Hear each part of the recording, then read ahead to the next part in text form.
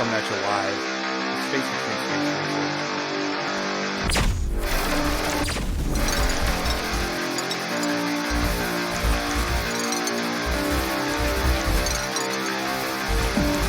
It's kind of laggy now that I'm streaming.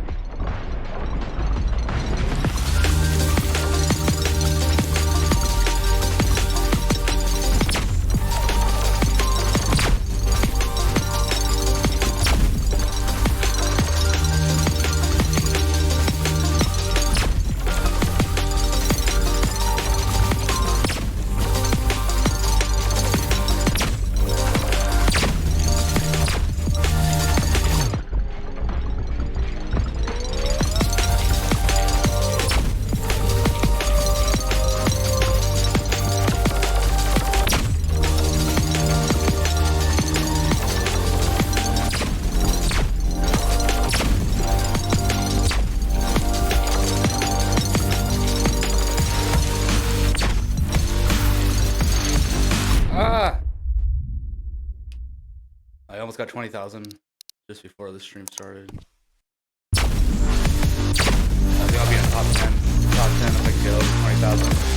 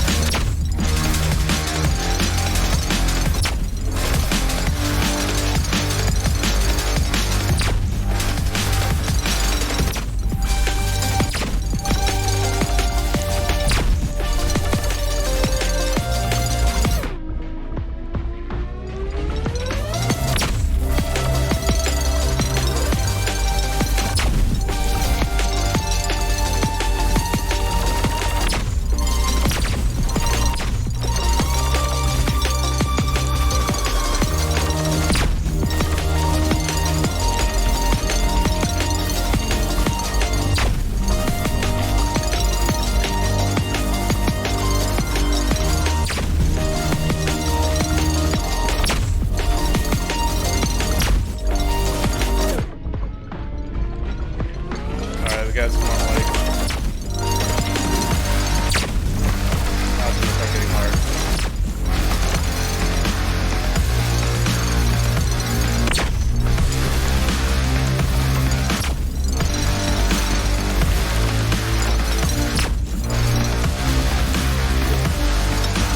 Oh man, I thought I can go through.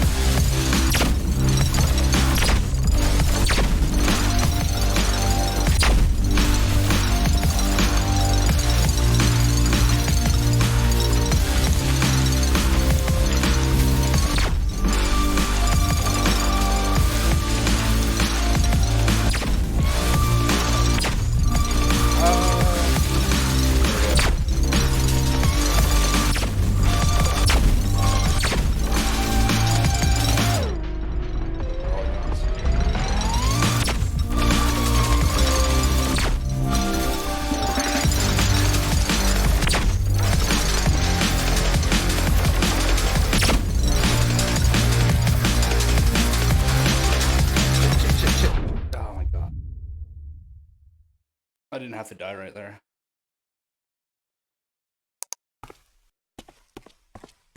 Maybe just like a couple more rounds. I've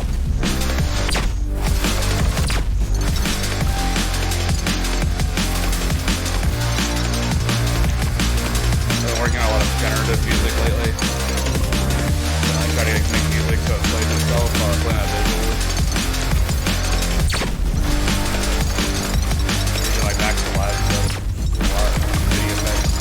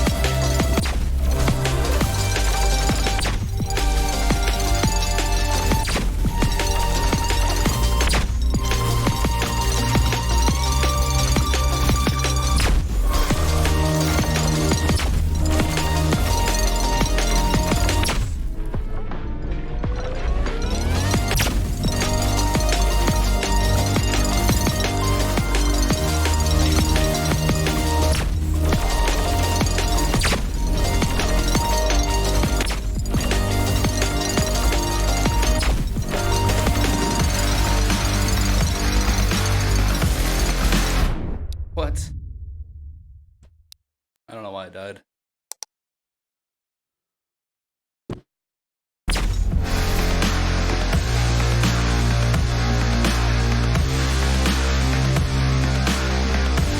play with the controller on my left hand and the mouse on my right hand.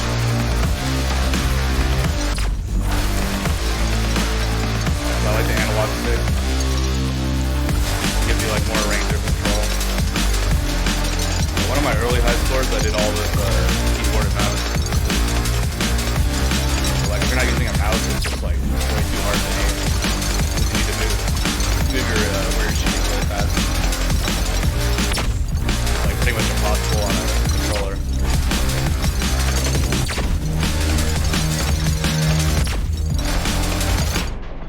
But for moving like all the different directions, though, that's the left analog stick for that.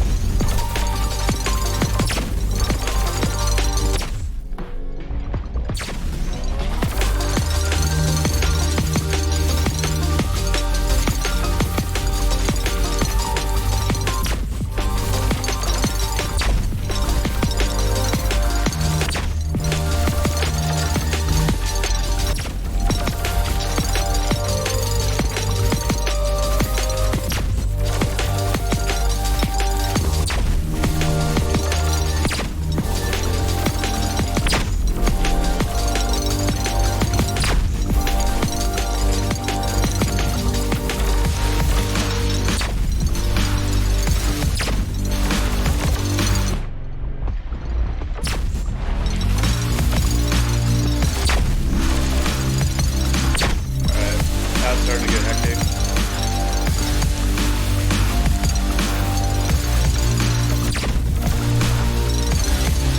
I like to weaken it, trying to let it get too thick. It's more about like controlling the swarm versus collecting green things. The points come, so you gotta like manage the swarm. Fuck. That was dumb.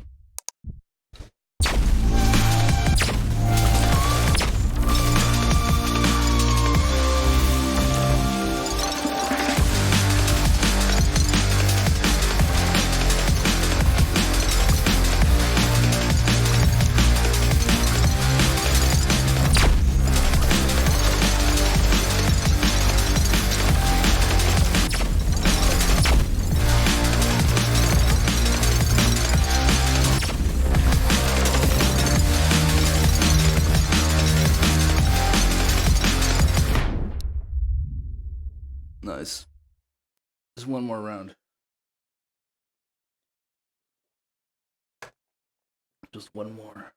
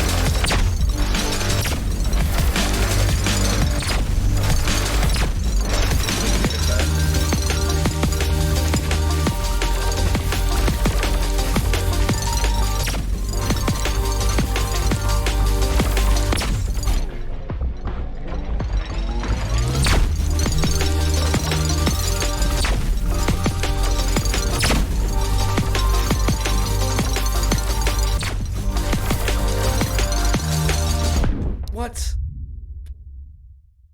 Alright, yeah, just this is the last one. Because once you can get up to like 14k and not die, 20k is just right around the corner.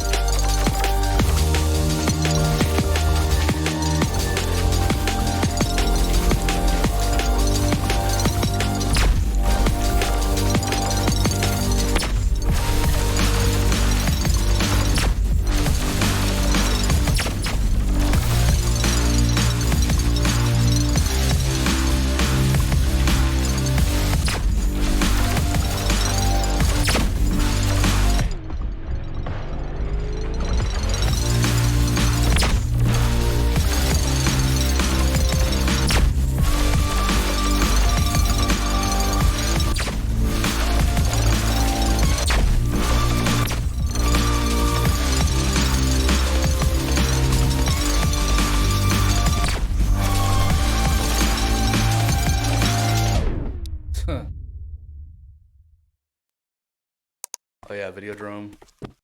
This game is intense. I started playing at the end of an acid trip and I played it like 2 days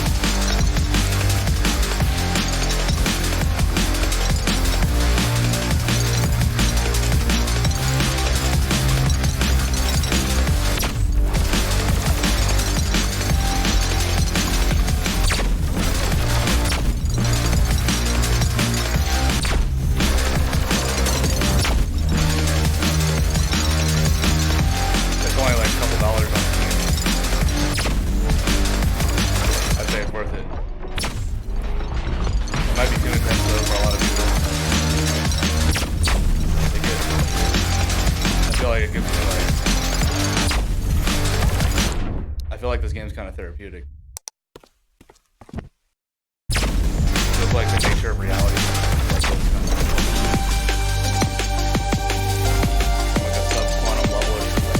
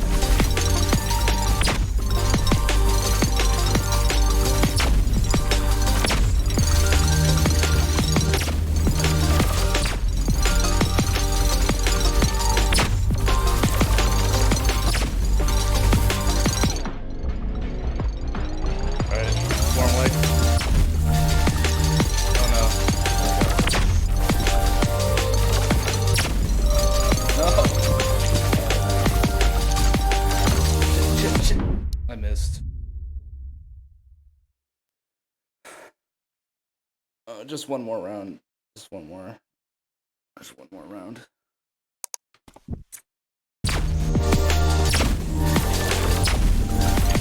I know I can get top 10. I just have to get more than 20,000 points, I think.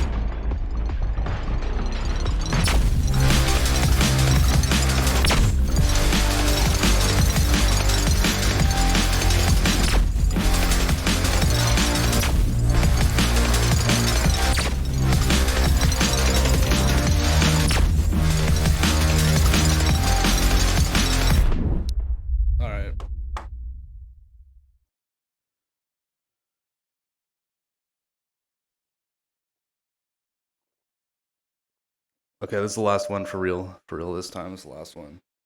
And then I'm gonna work on some generative music stuff. Visuals.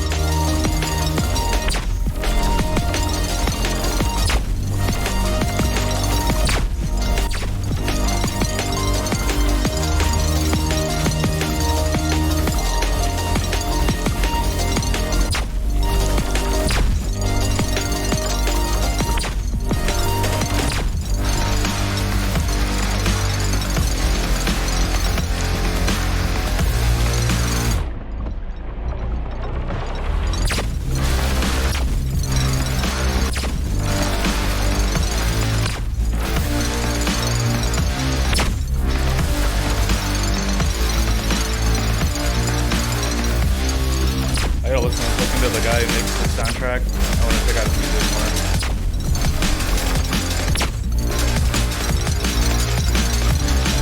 I forget what his name is right now.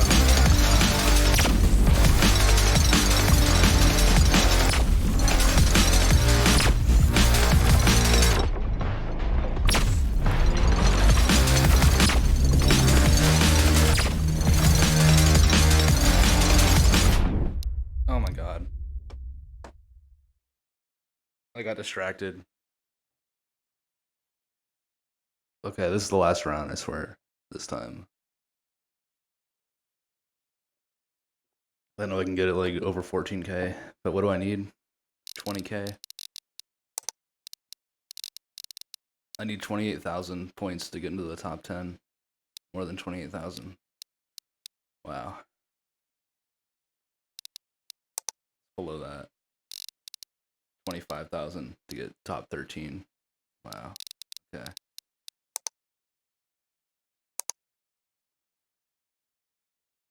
20k to get in the top 40. 41. Alright, let's do it. Huh. I'm beating Jason Casey. That's my friend. I have a higher score than Jason Casey. Alright.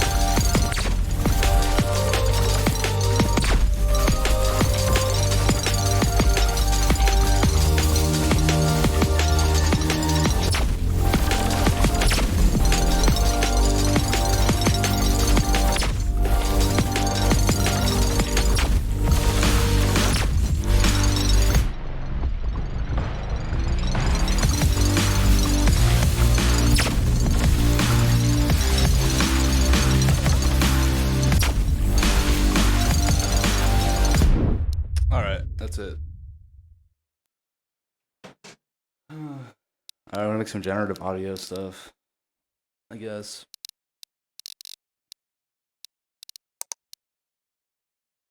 Yeah, that game. So what? I don't know. I like the ARP and the Max for Live modulator sequencer and the Max for Live arpeggiator. Oh, I should have signed into Reason first. Yeah, let's just do that for now. Maybe some V collection. Get it going. Some generative audio shit. Yeah, we need what is it? I like the Buchla, it just takes too much processing power. I was messing with the CZV yesterday, or the other day. Made some cool like phase distortion shit. Gotta go to the bathroom. So let's try to make a generative patch really quick.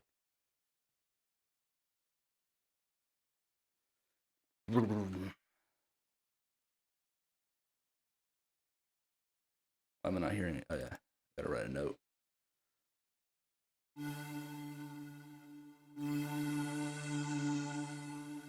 Let's make it like 7.3 bars. 6.12 bars. Gato.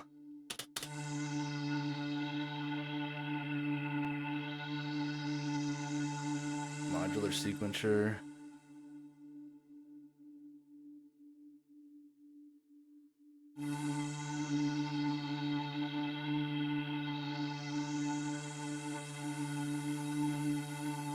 Let's do something easy.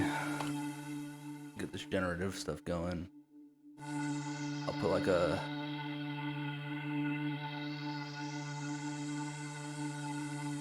No, I'm just gonna go to the bathroom.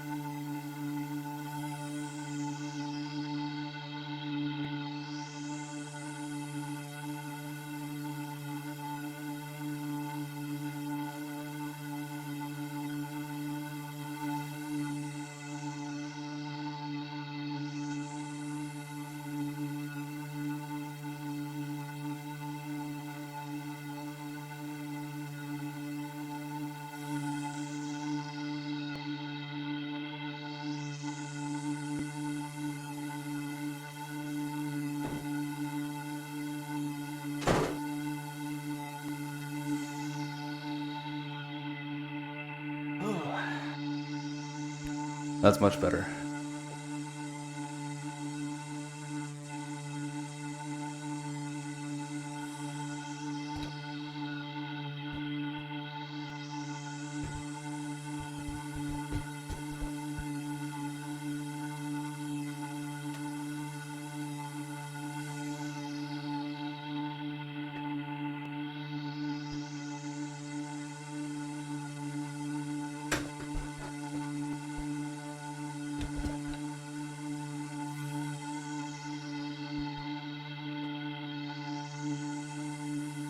Coming at you live, internet worldwide.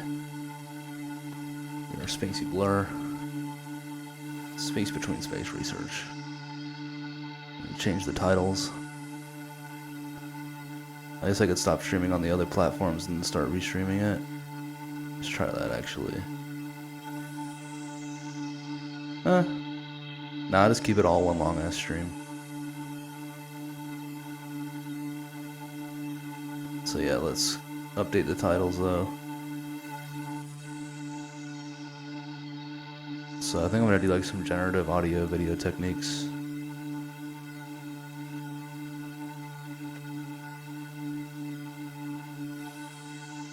Yeah, I guess I should stop the other streams, huh?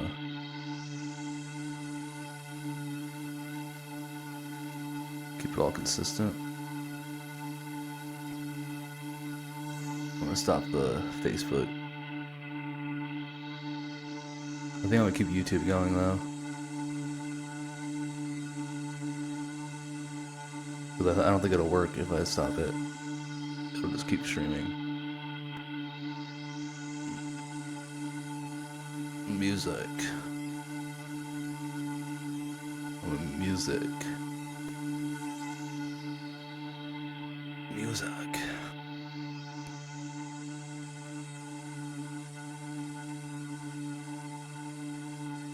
Yeah, music.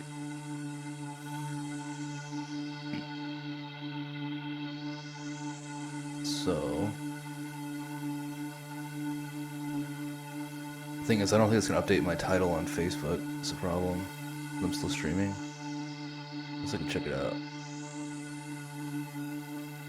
And I gotta lower that. I have something below the 50 ad that makes it really big, bright.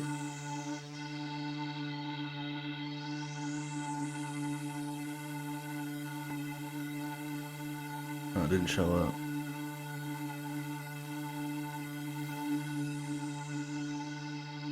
I don't know why that comment didn't show up. Then, oh well. Yeah, my title didn't change either. Did it?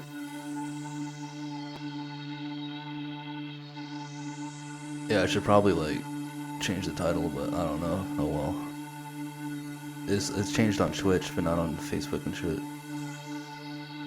Anyways, some generative audio video stuff. Let's go. I also want to fix the visuals a little bit. So I was thinking of like zooming in on the bottom part. I kind of just want to like erase all this stuff and start over. Because it's so unorganized. But here's my plan. I'm gonna try like put this here.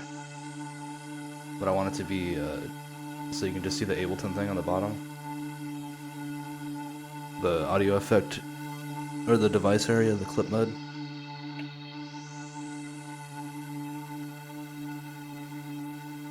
The anchor.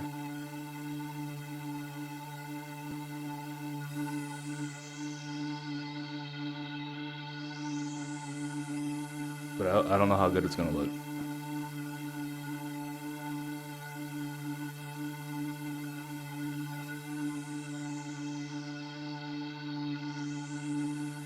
Yeah, you can't even read that, huh? Maybe like 250%.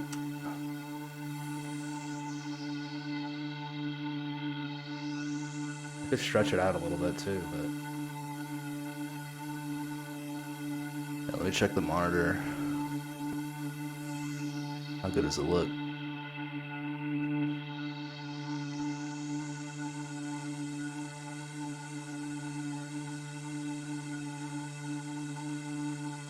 Oh, did I really stop the Facebook stream? I didn't notice. I did. I forgot I did. Okay, let's... Yeah, because you can't read that. And when I run my magnifying glass, it gets like... It starts lagging. Let's try it.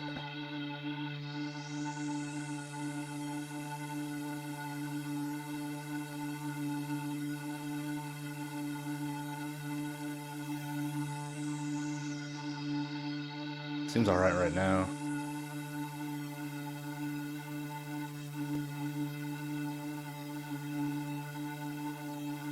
I'll try it like this for now.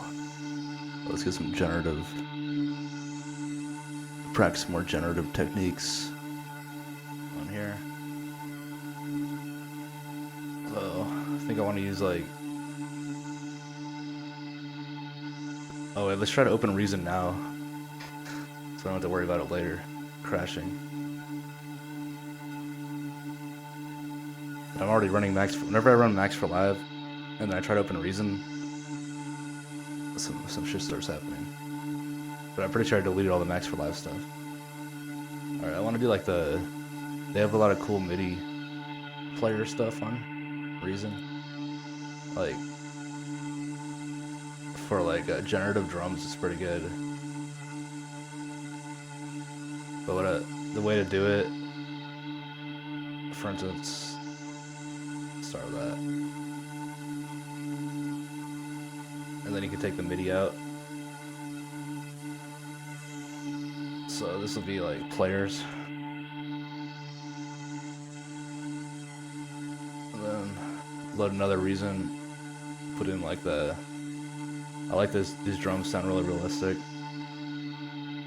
Where is it?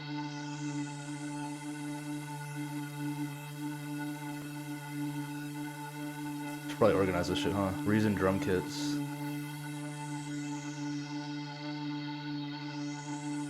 Then you'll take the MIDI from players.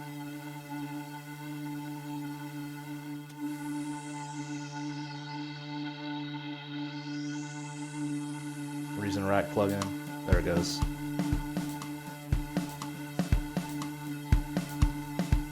That's the way to do it generally. Because if you put the audio, the MIDI instrument on it,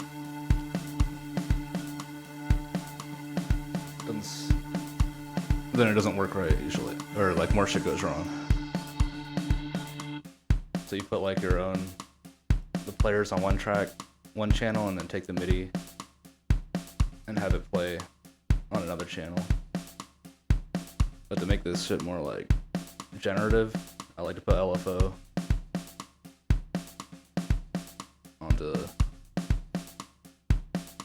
the X and Y map input.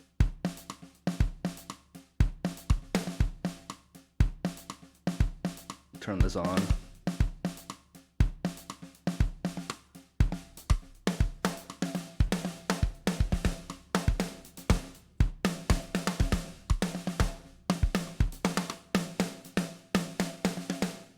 So that's not a hi-hat. Change the note. Oops.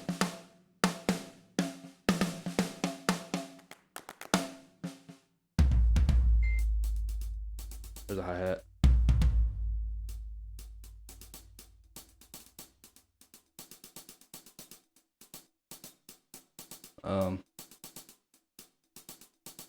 I'll keep it synced on that one, and this one will be unsynced.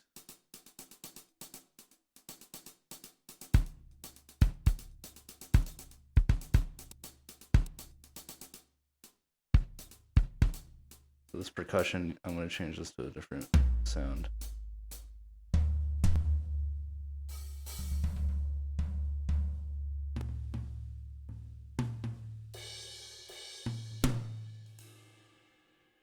Yeah, maybe like...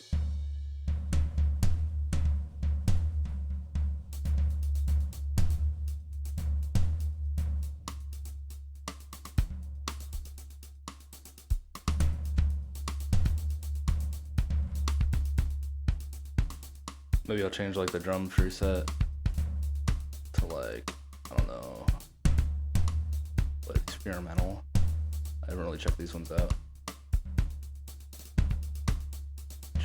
Junk kit, that might sound good. Nice. No, I'm just gonna go with like a rock kit for now.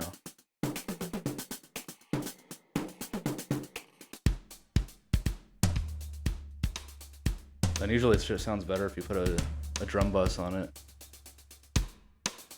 You can like dial it in more.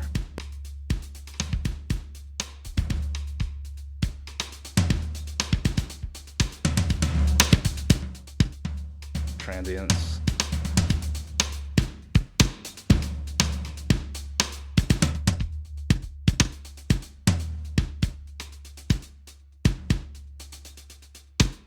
All right.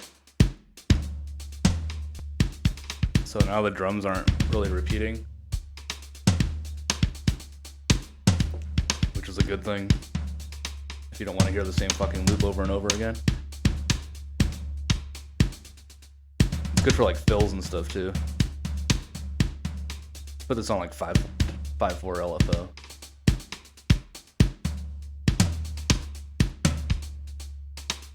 That sounds kind of weird though. Let's just put it back to 4.4 on that main one. Alright. Now I want to experiment more with more of the Reason players. So I'm going to make another track.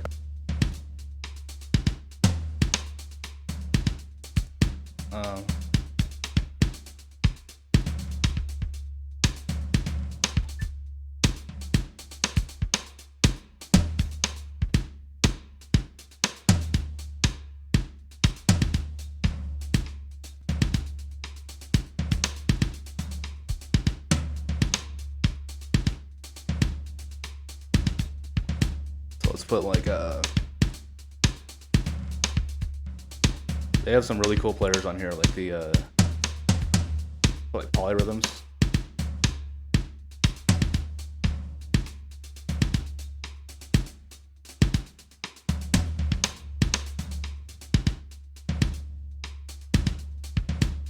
The polystep sequencer and the quadruple note generator. Let's try the quadruple note.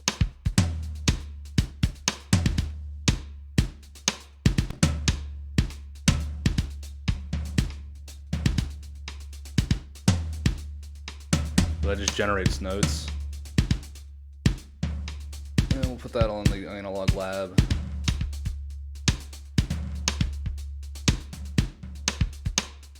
They take the MIDI in from player 2.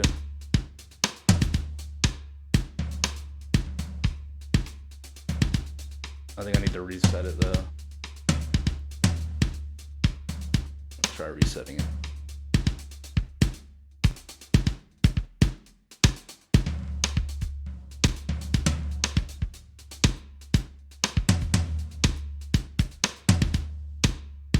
polystep sequencer. No, I want the quadruple note generator.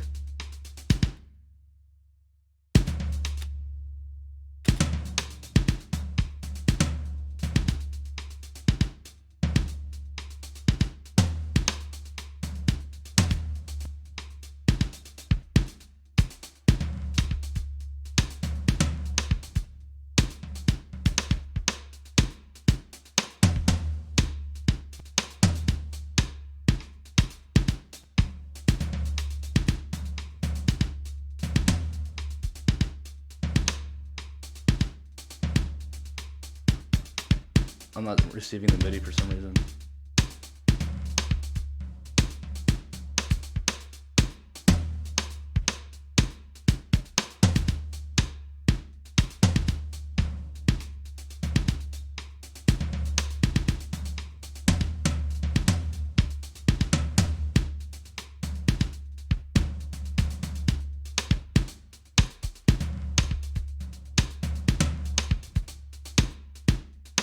Oh, this is an audio channel?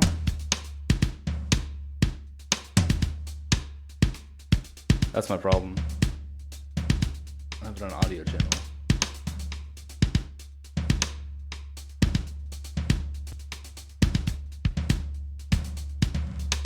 Okay, I think it needs to be an effect.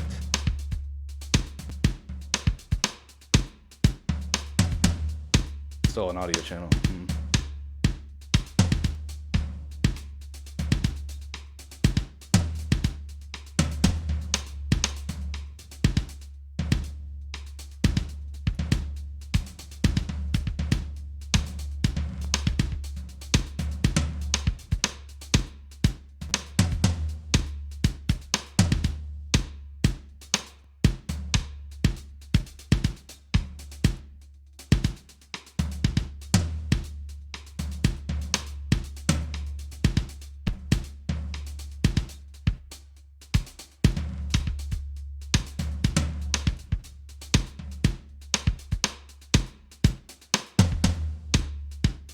Huh.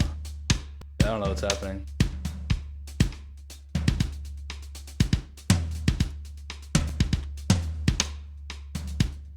Can I grab it from player one?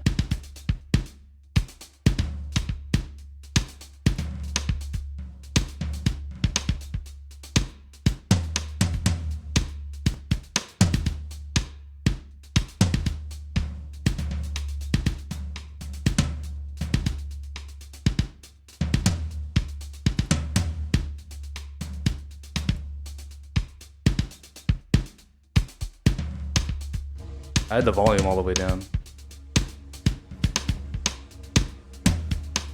Was that seriously the problem? Yeah, I had the volume all the way down.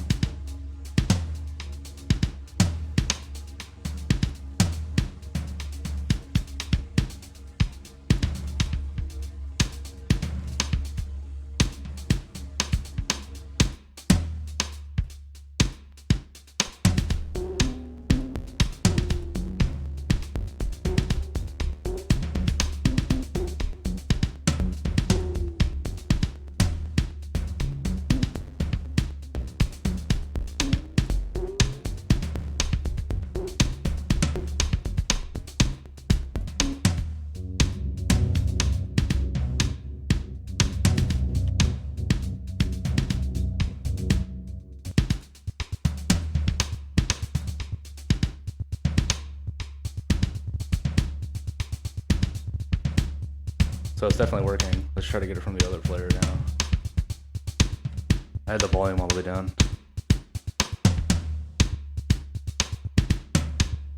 Oh, I wasn't paying attention to the chat. Well, yeah, I'm just using a sine wave, but they're at like different rates, and then it randomizes what, well, not randomized, but changes what parameters or what MIDI is playing on the drum player.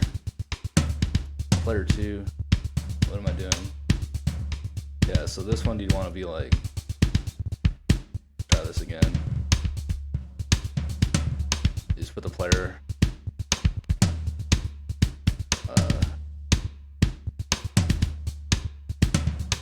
multi-step sequencer, quadruple node generator. Alright, this should work now.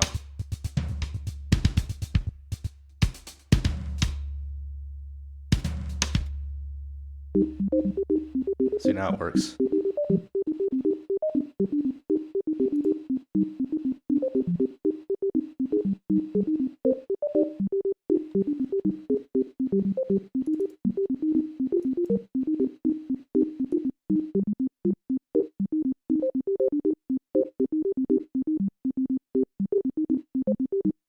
Oh, I have the speakers.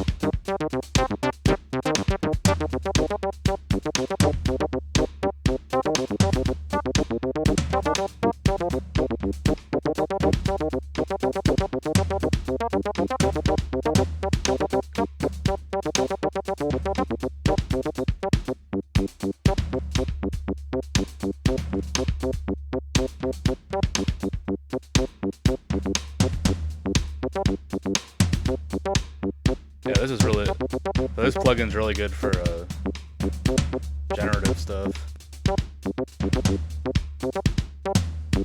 I should use it more often.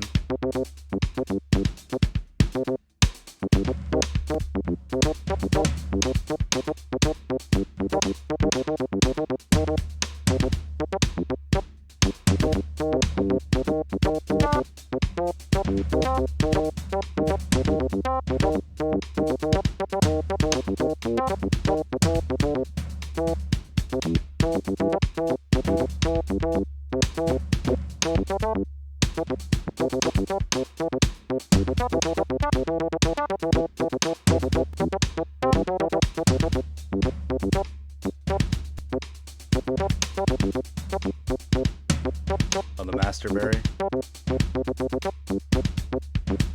Then you can freeze it. Okay.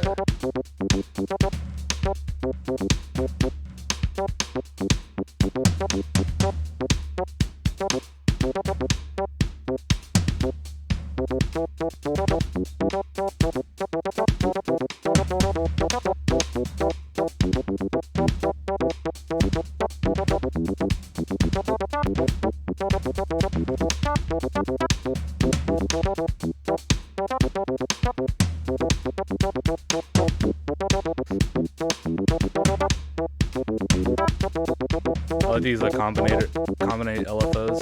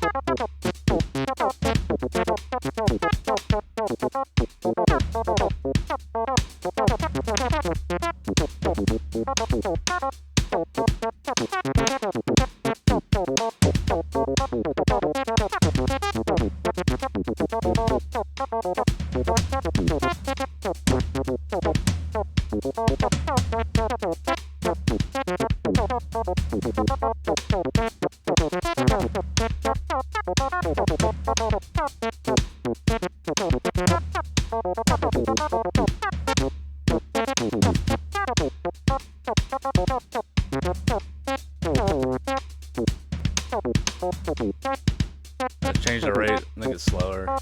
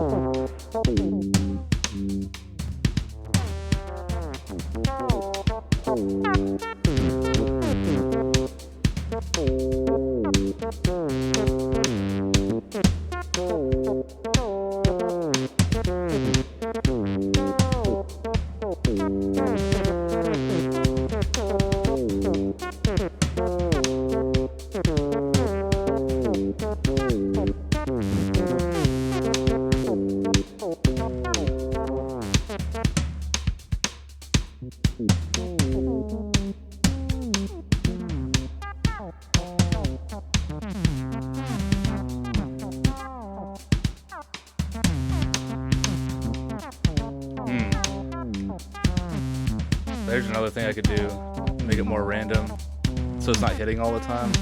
I like to put a velocity, a couple of velocity effects before.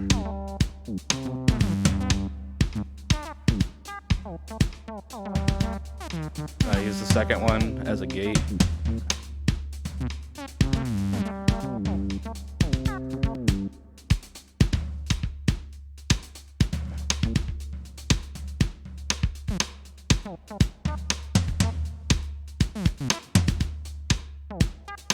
And I was thinking last night, I was like, hey, maybe I should put a third velocity.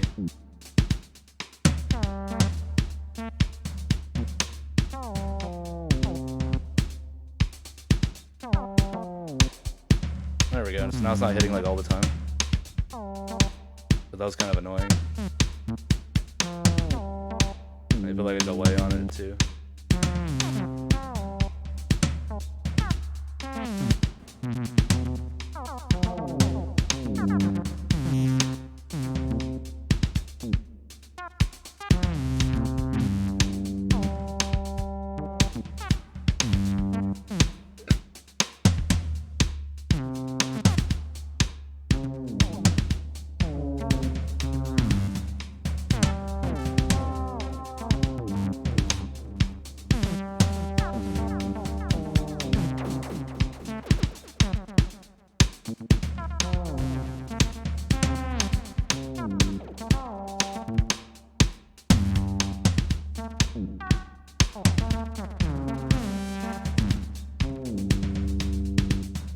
Then another cool thing to do, the Max for Live, for like generative drums.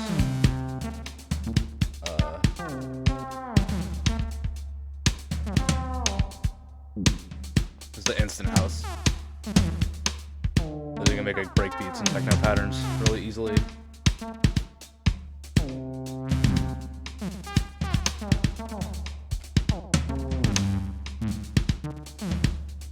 And let's just put like a... I've never actually tried this with Reason too, so I'm gonna do that. I like the Reason drums a lot.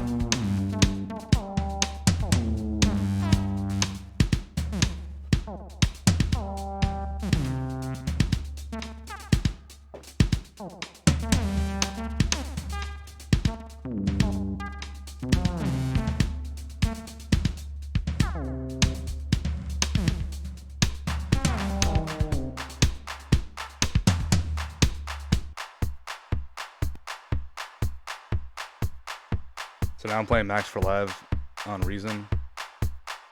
We're sending the Max for Live MIDI data into Reason. Let's use like a freaking, I don't know. Let's just use a house kit.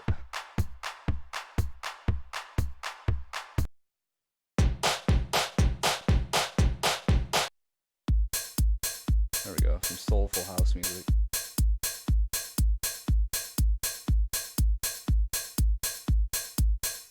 So we got the, so that's the snare sound. Maybe we should change it.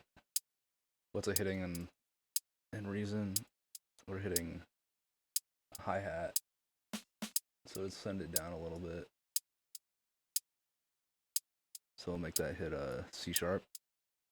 There we go. And what's this hi-hat? It's good, I guess. And the percussion's not hitting anything. The percussion's not playing.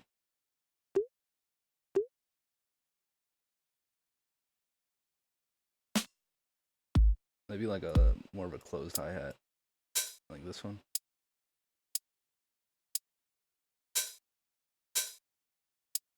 Try that.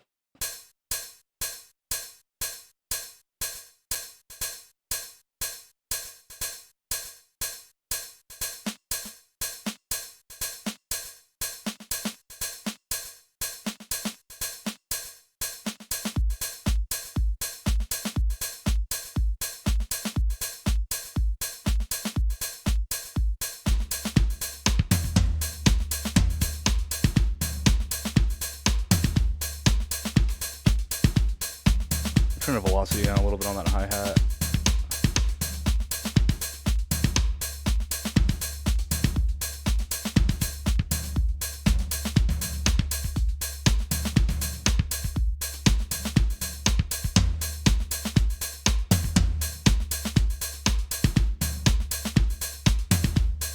Oh, this hi-hat's hitting 2 notes.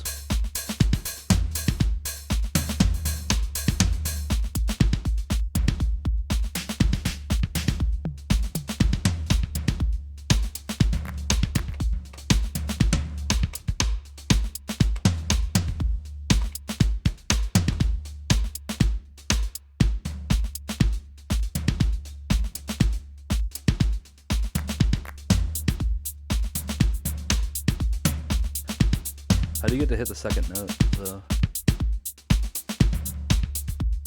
I don't know. I should have saved that patch yesterday, where I had all the LFOs routed. But it's not that hard, I'll do it again.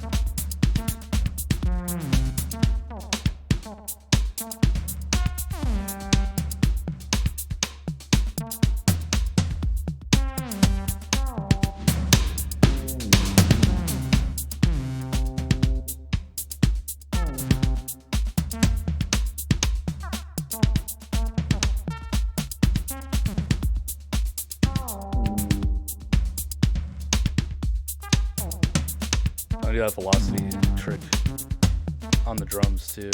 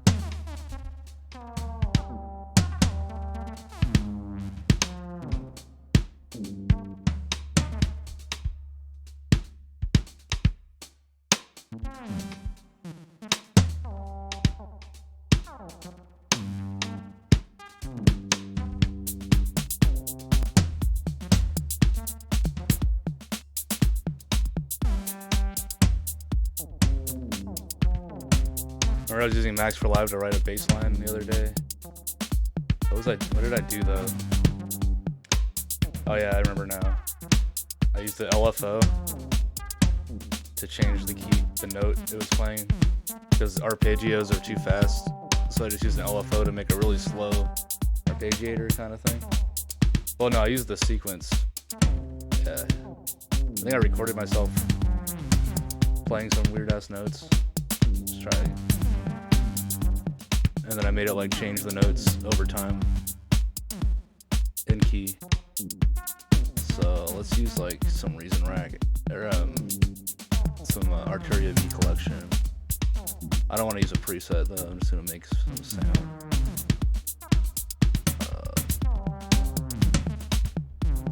It's like, I don't know, maybe a SEM. Yeah, I like the SEM. Use SEM.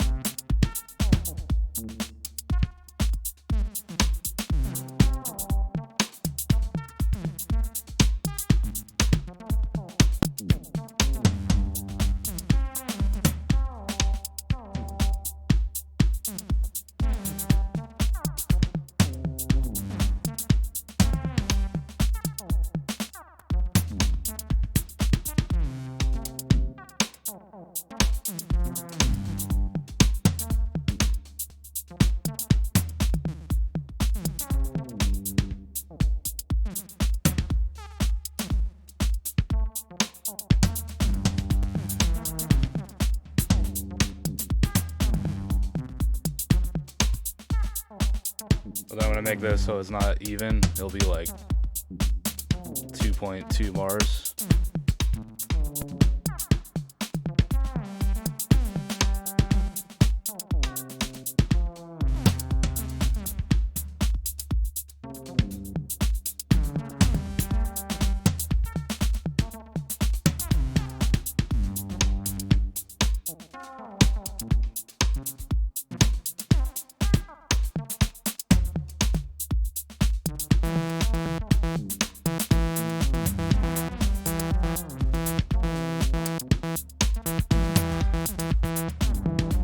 Try to make it not sound like the default patch.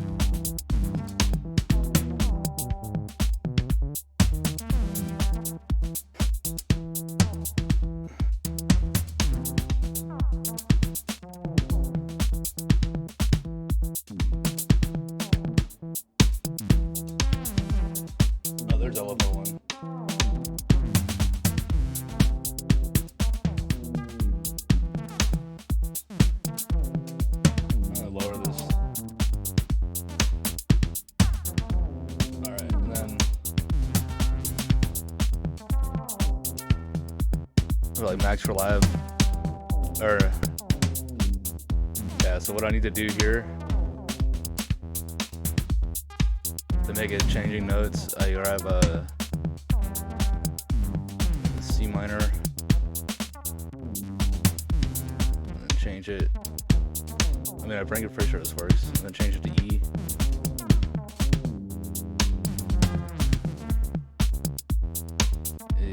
C sharp, D, D sharp, E. I think that's an E. And then I grab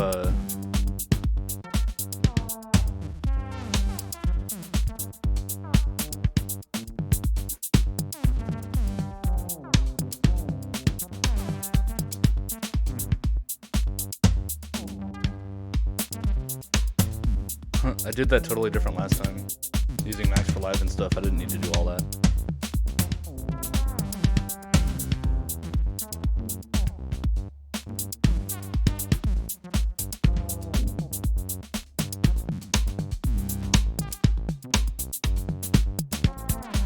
But it should be an E minor. I don't fucking know though. Sounds close enough.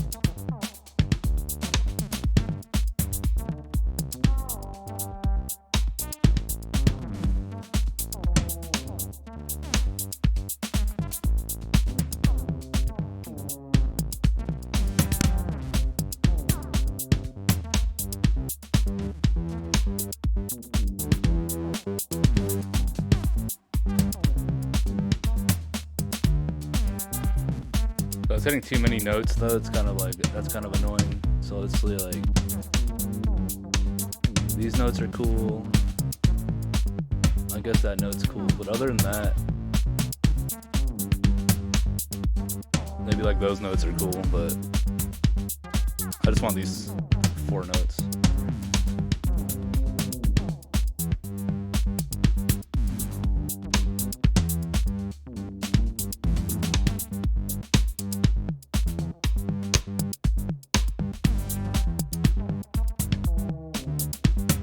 And then put the velocity effects on it to make it not hit every time.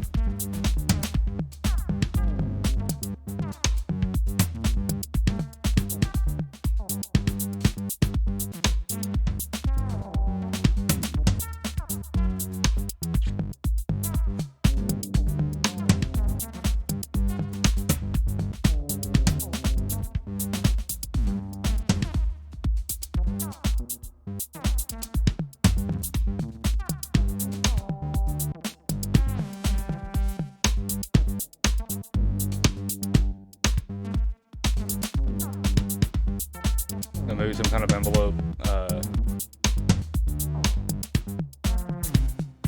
on the pitch or the VCA. Probably the pitch. They already have all these envelopes. That's the keyboard follow. Modulate.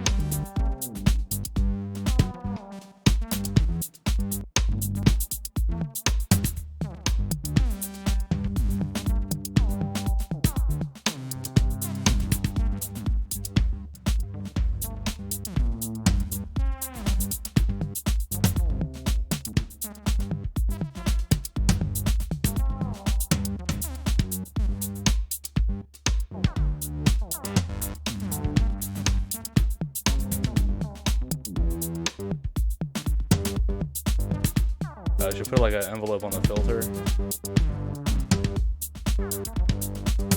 Where are my envelopes?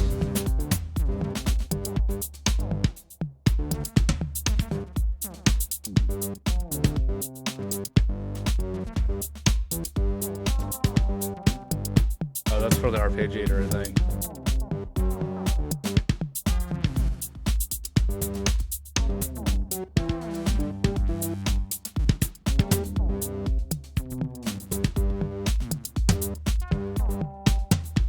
Yeah, I need to watch a tutorial on this.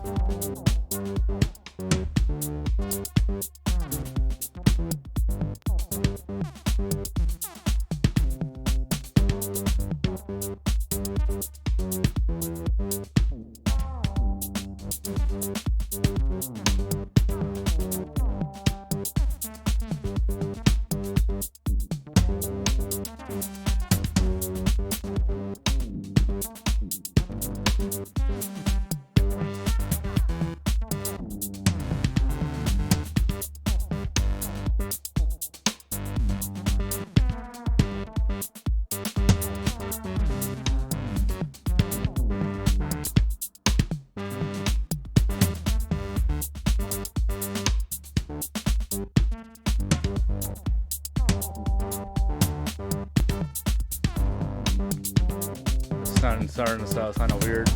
I'm gonna make it this longer.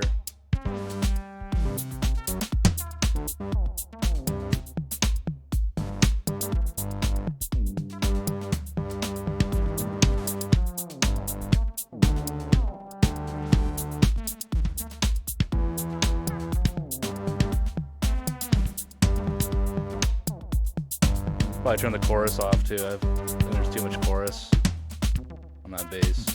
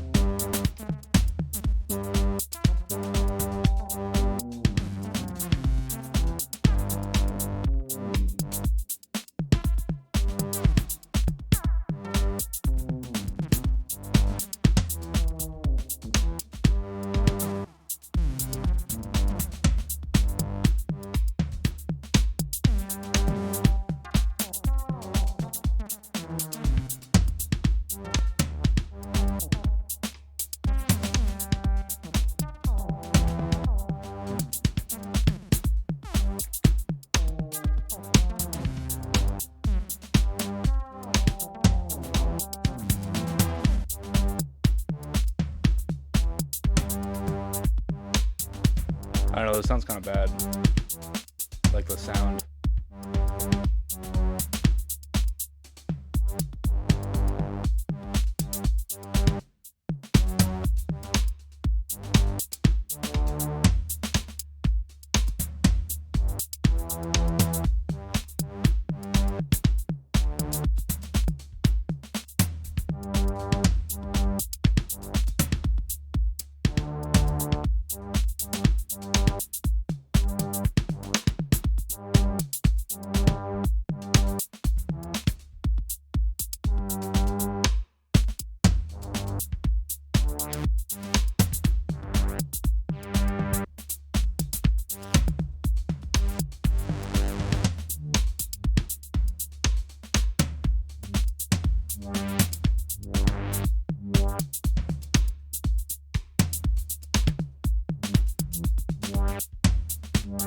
I guess that's as good as we're gonna get for now.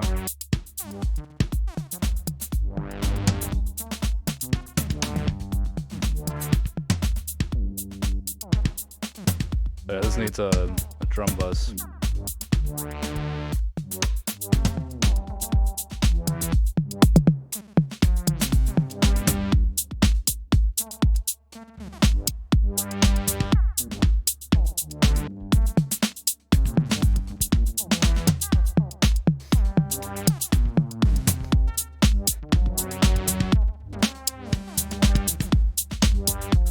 Oh, I got an idea. I would like to use this Max for Live effect more. What is it? It's called step divider. Let's try that.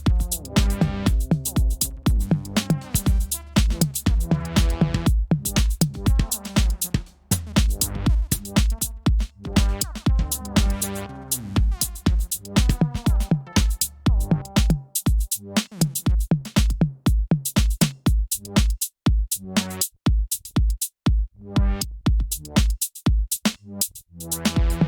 it's working how I thought it would work.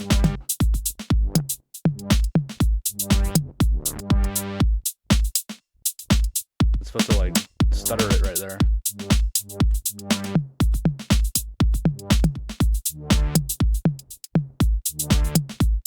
Oh well.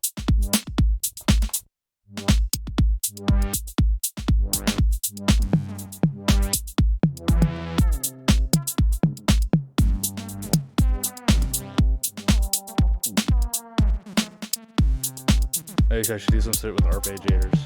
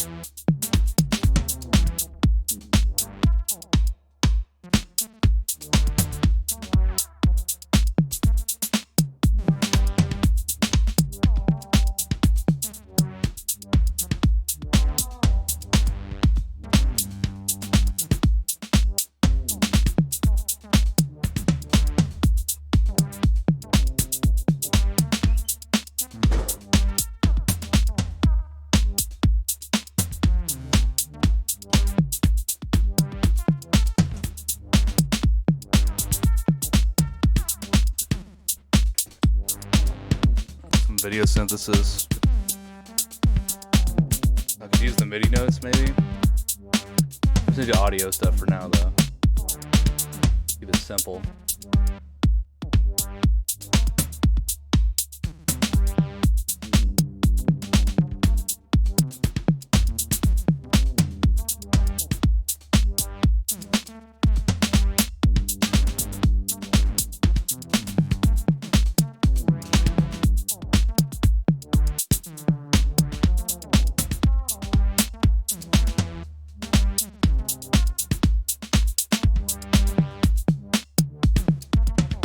Lower the BPM so it's like a little bit less annoying.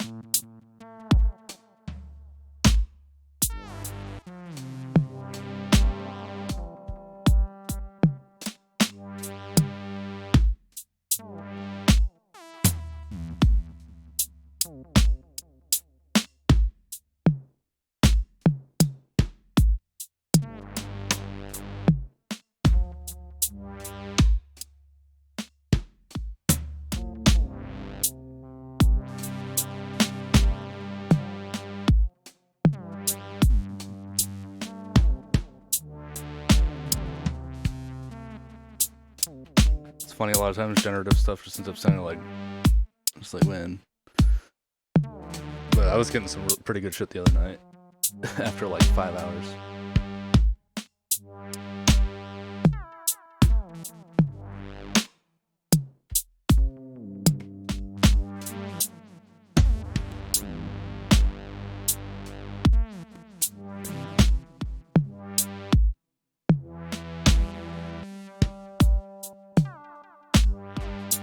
Alright, so I'm gonna route it so the drums are all coming to one.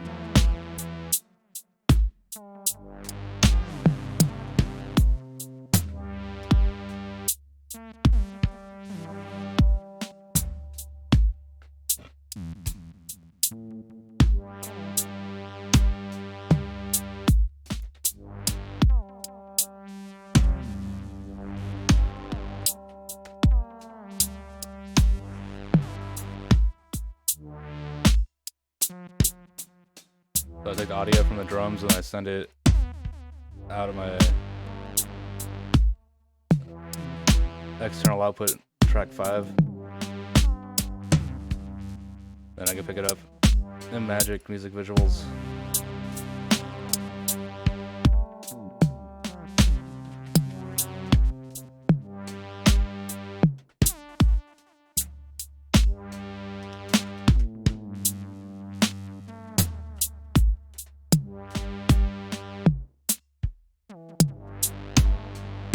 So then if I wanted to like do a geometry effect, let's say like adjustment, side scroller and flip. So like every time the drums hit, it makes it scroll. Let's smooth it out a little bit.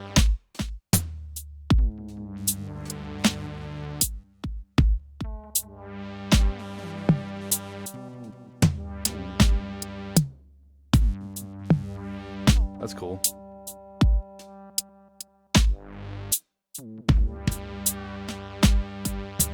Man, that fucking, what is it? The bass sounds so bad. What could I do to fix it though? I should put some like LFOs. I haven't done much work on the modulation section on the SEM synth yet. I don't really mess with it that enough.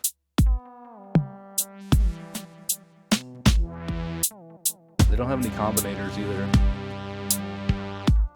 I mean, it's alright, but there's way better synths. Like the CZ. I just like the filter on the SEM mainly. I need to play right. I usually don't use it for a bass though.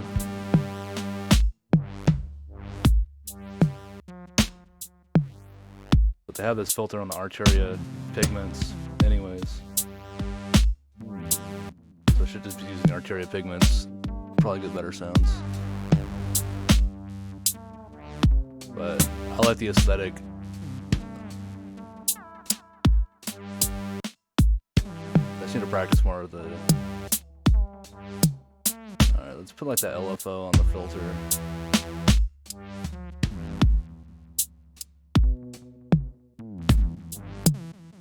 I gotta route it, looks like, because I want envelope 2 to be modulating it still. Well, let's put LFO 1 on the filter also.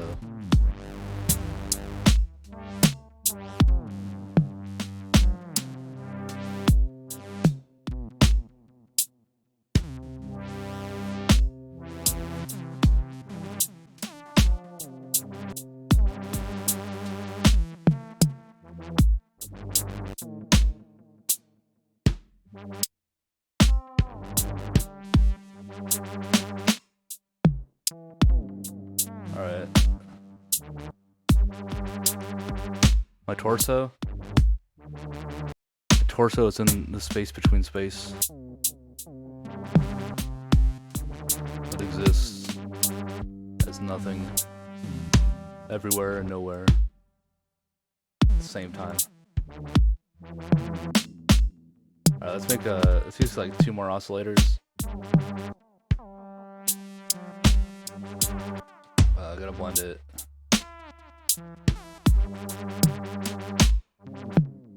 similar strategy.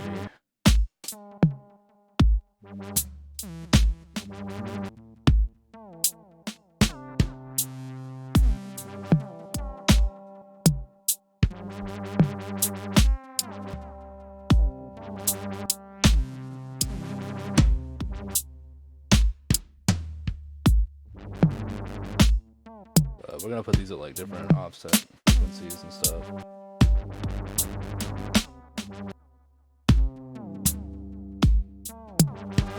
I'll just invert this whole thing. That does.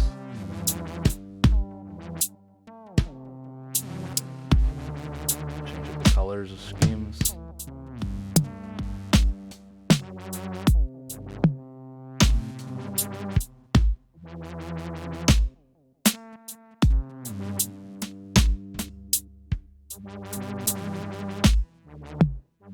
Let's smooth that out a bit.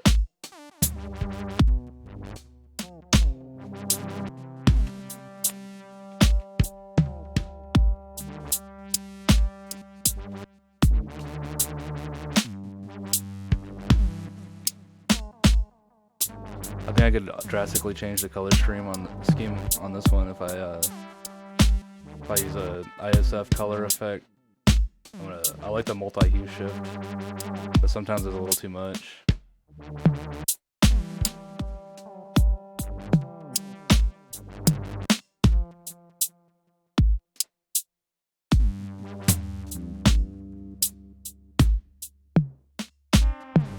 Maybe some shit like that. Then I think if I do like a master kind of effect on the whole thing, or maybe blend it, I don't make a new scene. It's too much going on here. Let's get scene 0 in there, and then let's see what happens.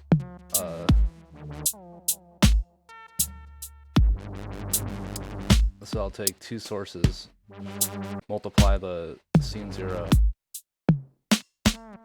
and then I want to like check out one of these distortion effects.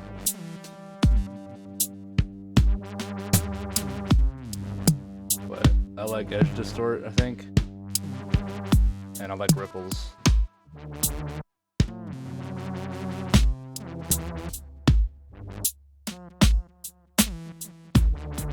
So now I'm blending the distortion in with the original synthesis thing, and it gets to like these cool like wrapped around feedback things.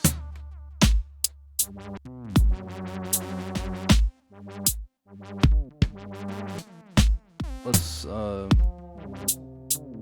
alright, I'm gonna take the synthesizers.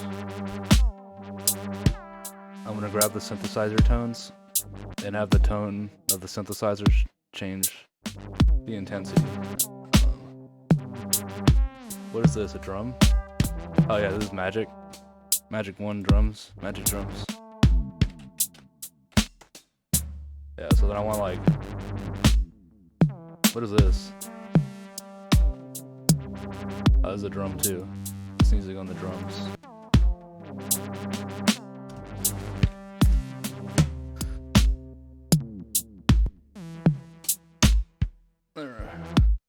That drastically changed a bunch of shit though, because I wasn't using that before. Oh well. Fix it later. Synthesizers. So then I take like an output from the audio. Synthesizer audios.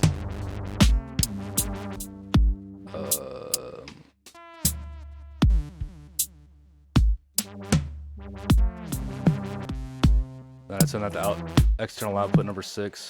I have like 8 outputs I could use that I have routed.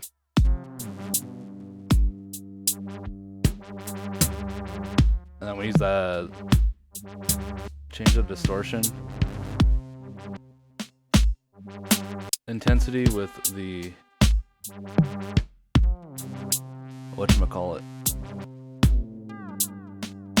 the synthesizer tones.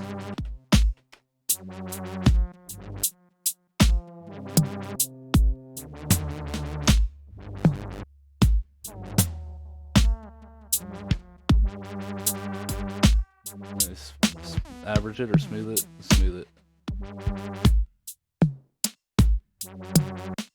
But then I want to fix... I feel like something got fucked up when I added the rest of the drums into it.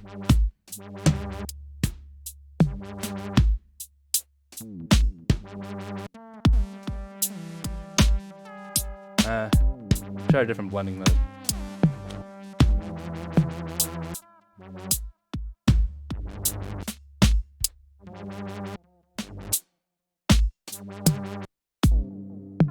Another thing I like to do.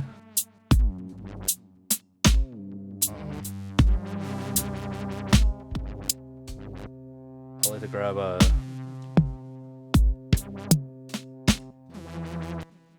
I like to duplicate it again.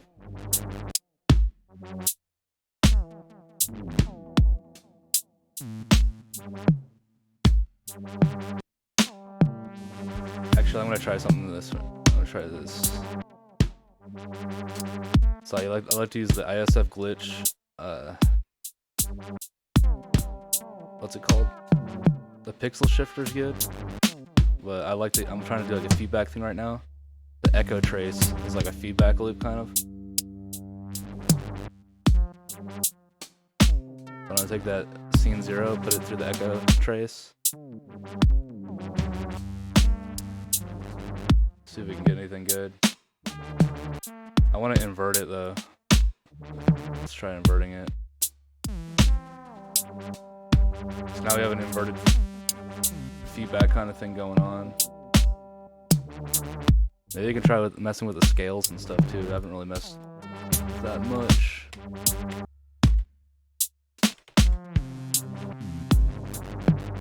I'm gonna try that right now. So we got the echo trace, and then I'm gonna change the transform of the z-axis.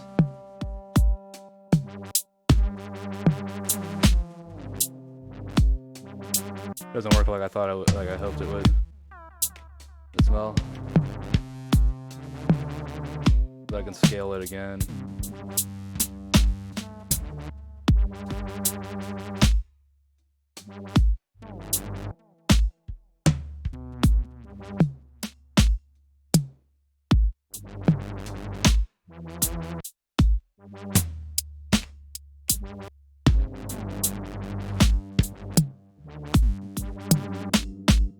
Could potentially be a useful technique.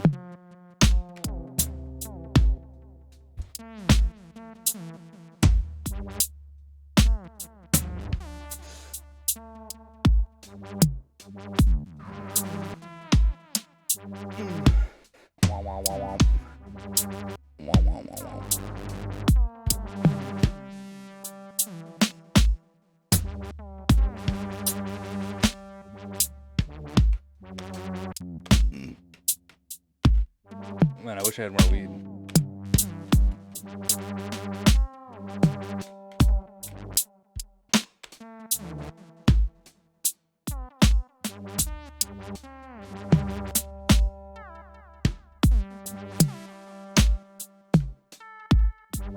Maybe I could try some stylization effects. Let's see what happens if I do that. Stylize.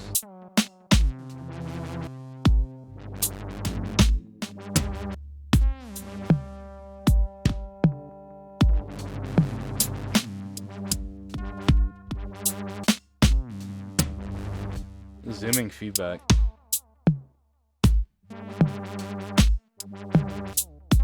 This could potentially be useful, probably not so late in the chain though.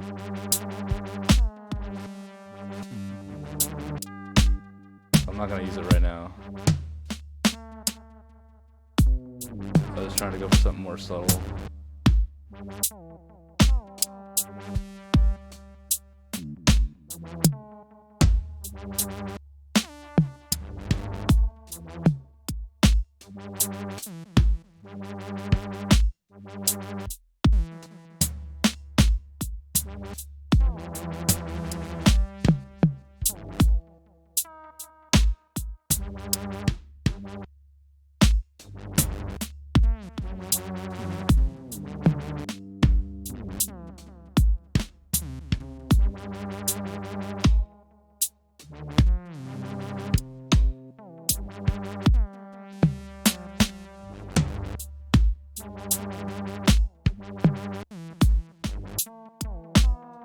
Yeah, I think I'm gonna try to write some melodies here.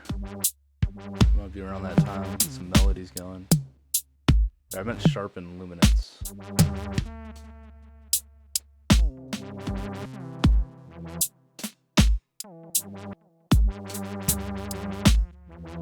Yeah, let's do some audio shit.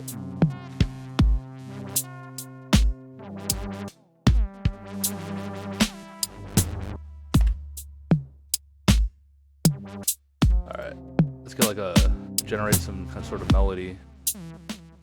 Nice.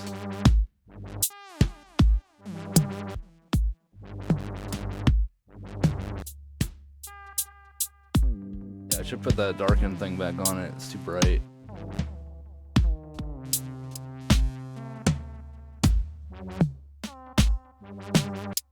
Night vision. Well, that's not what I thought would happen.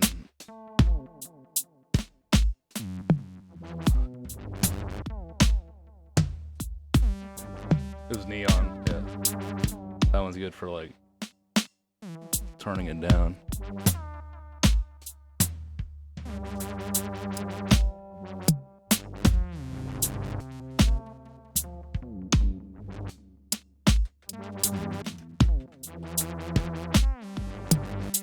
Alright, so we need a melody.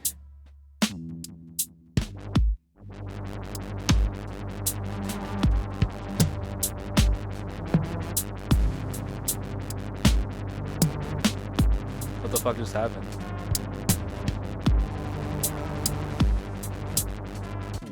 Something just happened that's not good.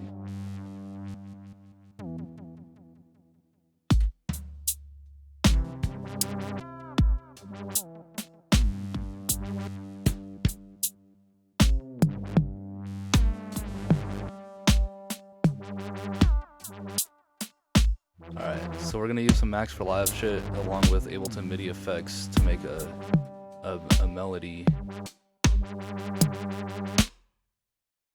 I'm just gonna use a goddamn operator because it's easier.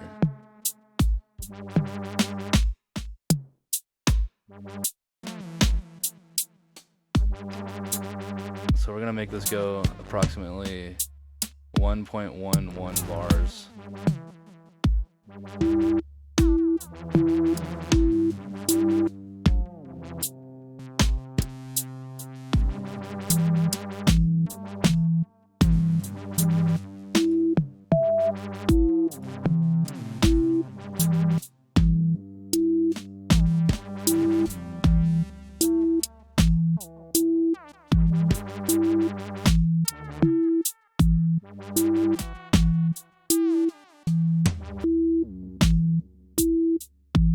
Ouch, my brain.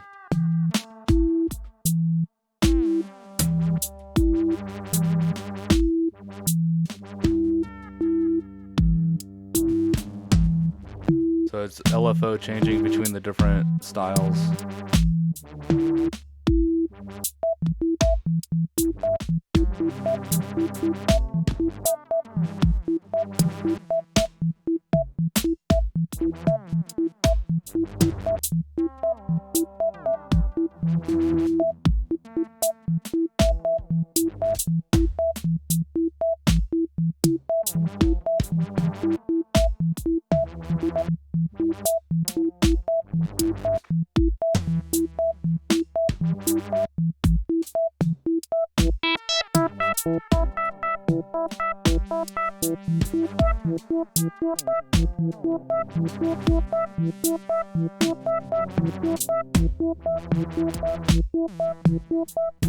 And then I'm gonna do more random stuff, but first I need to change this velocity because it's fucking annoying.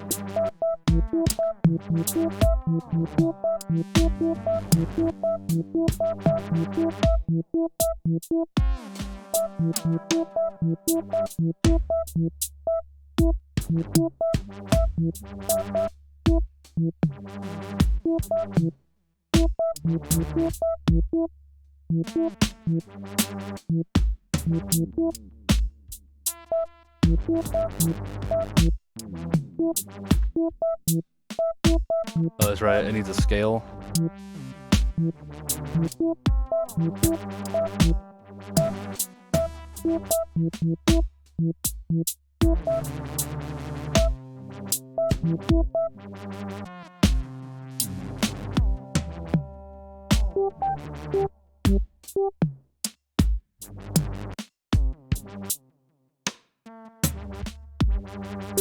I don't want that scale.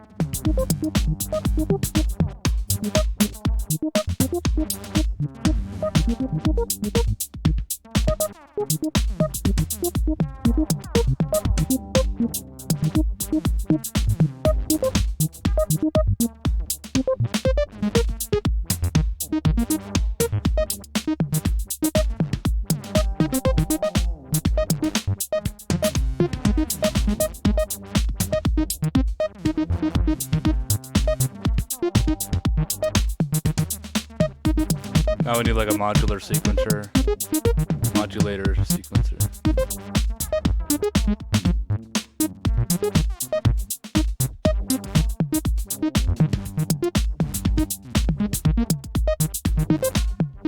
What I don't like about the modulator sequencer is that it's only 0 or 1.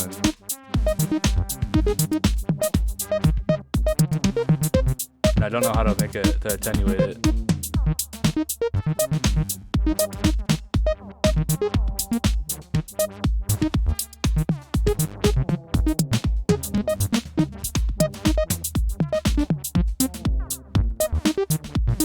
Because I like to put it on these volumes, but then it gets way too loud.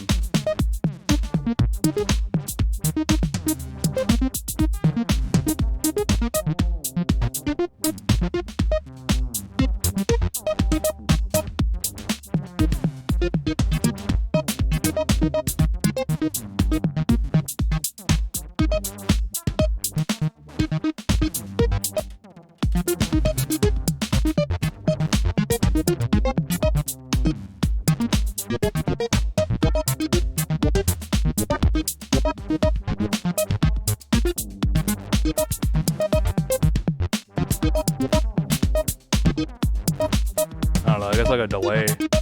Good idea.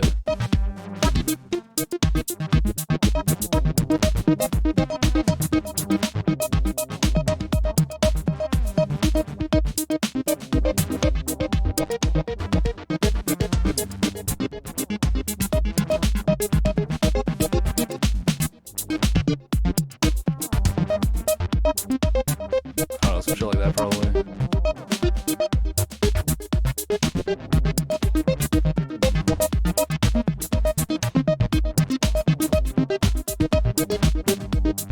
I should start sidechaining compressing some things.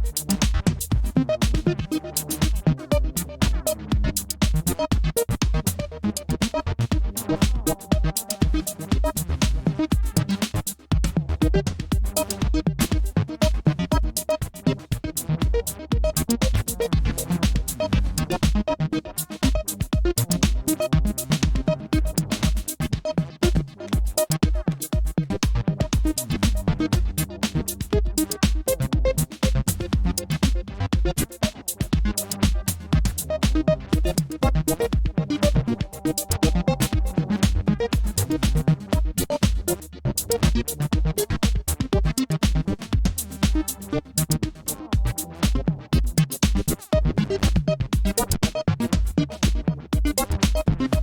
I need to adjust that velocity gate.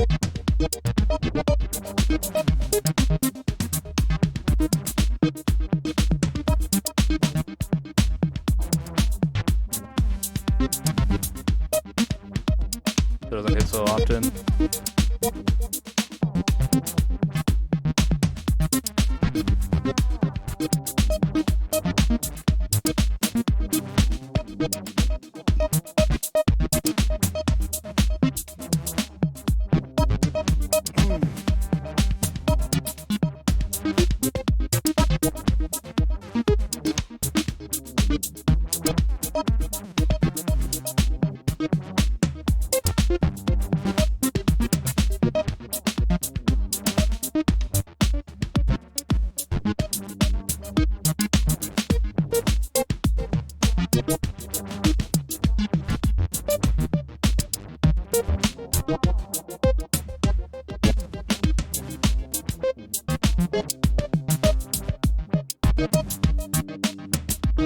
I'm gonna try to make something more audio reactive, but like not as annoying.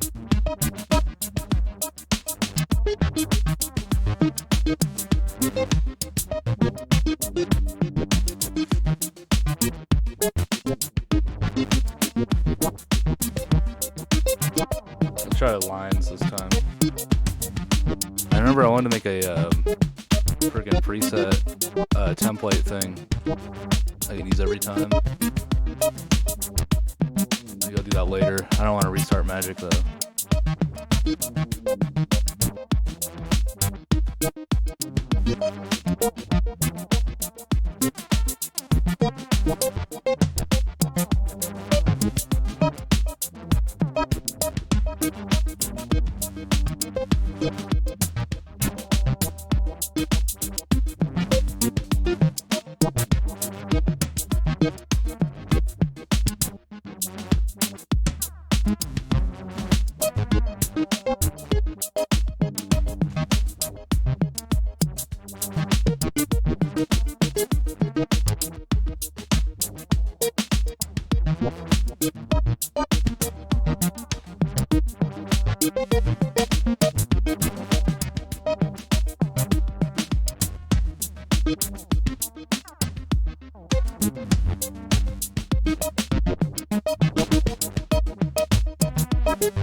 I want to open the manual.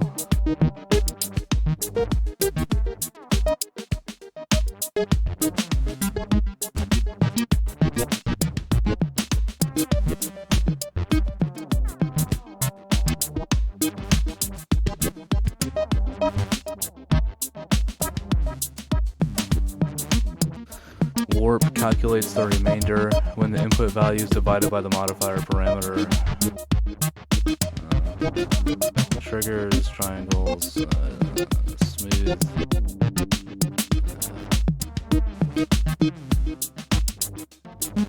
I want it to just like hit and then like go up a little bit, but I don't want it to like come back. I just want to like push along, you know?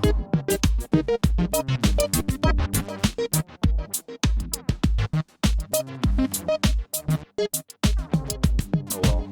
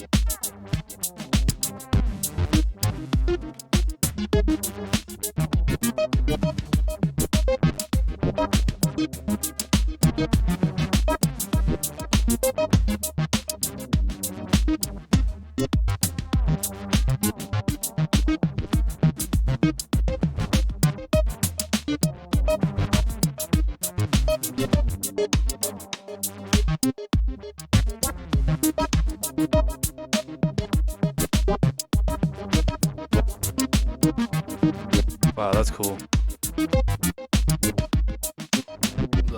The radio replicator.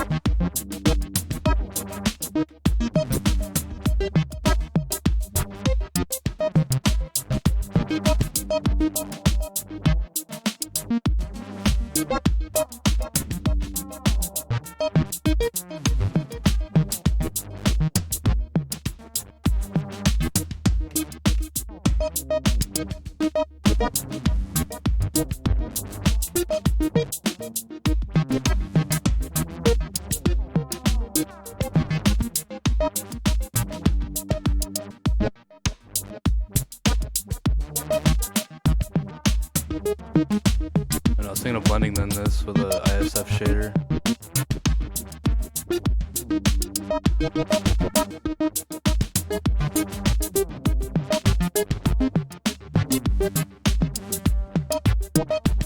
A GLSL shader, excuse me.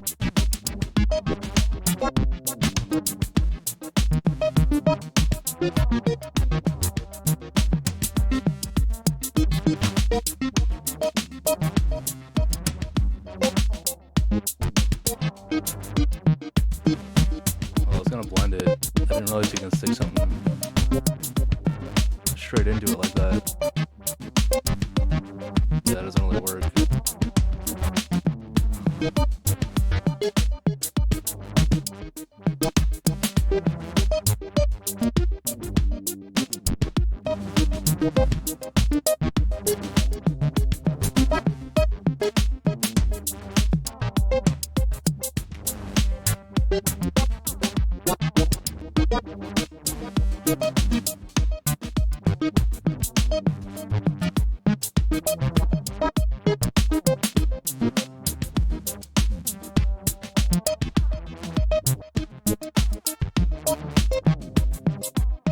Subtract.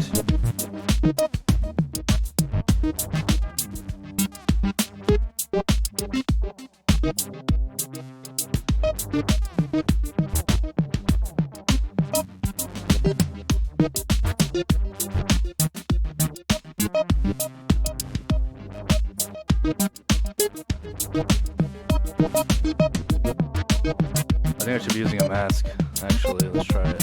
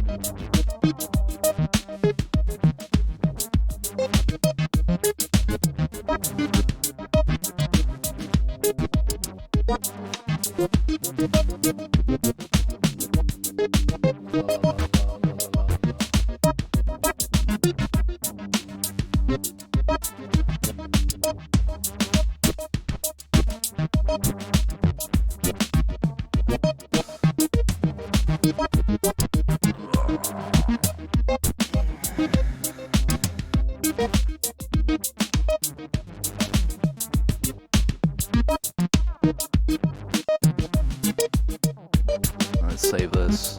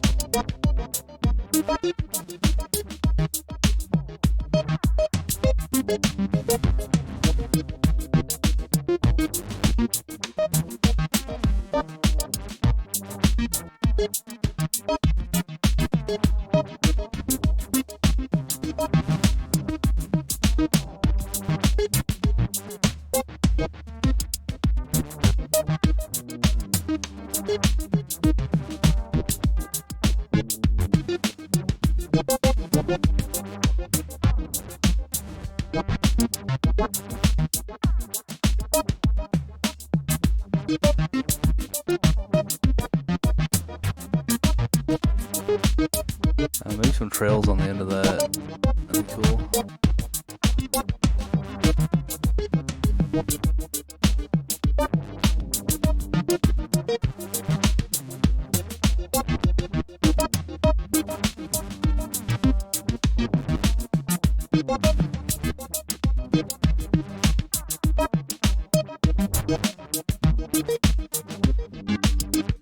Nice. That looks cool.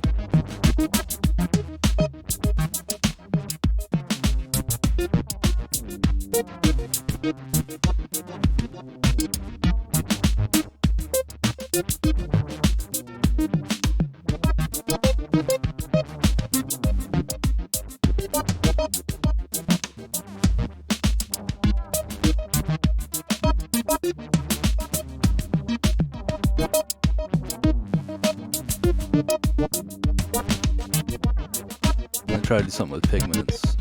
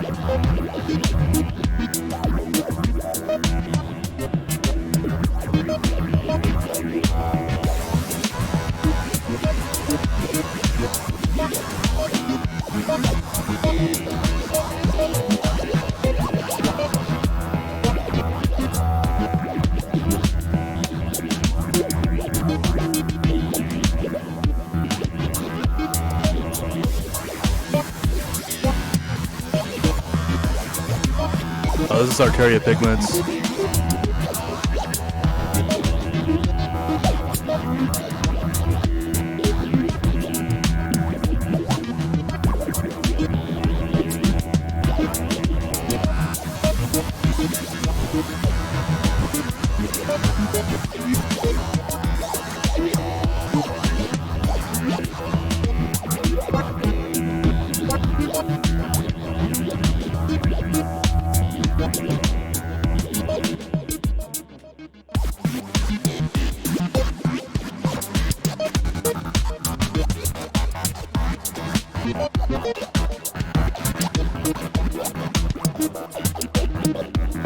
I'd say it's one of the most advanced VSTs out there, Arteria Pigments.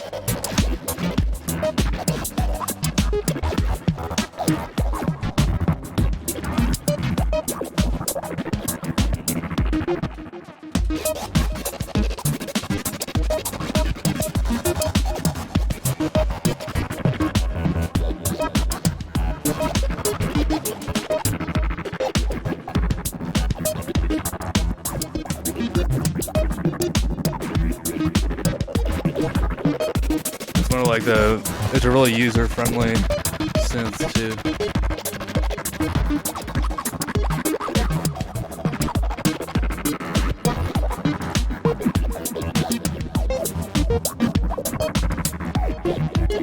It's like the format and everything. Like how easy it is to modulate everything and how visual it is.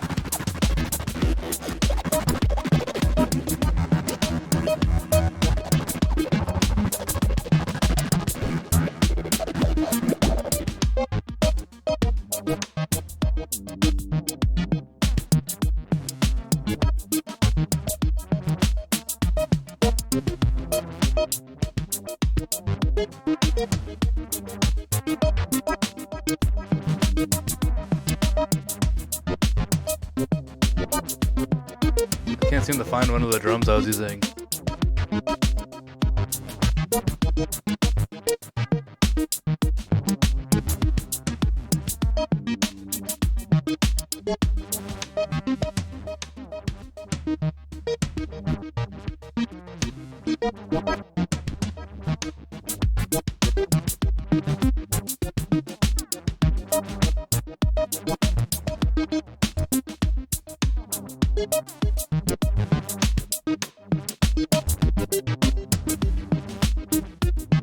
Weird.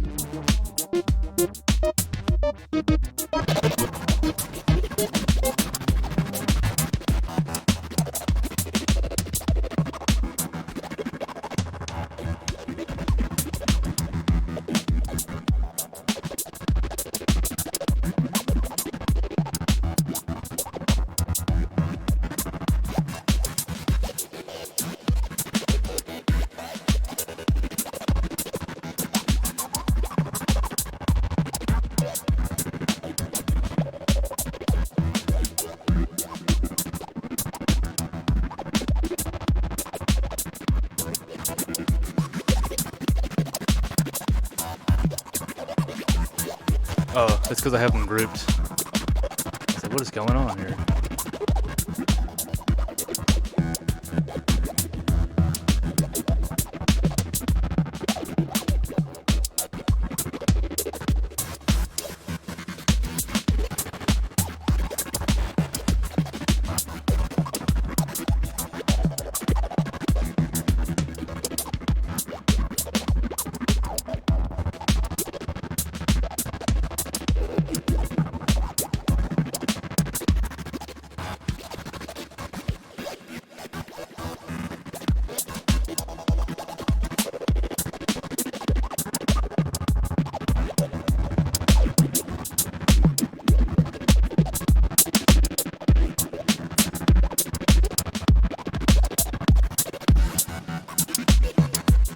Another thing I should do is pigments to make it more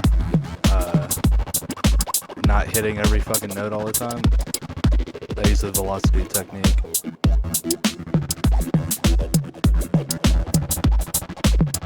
So I'll use like velocity after the arpeggiator. I make 3 of them.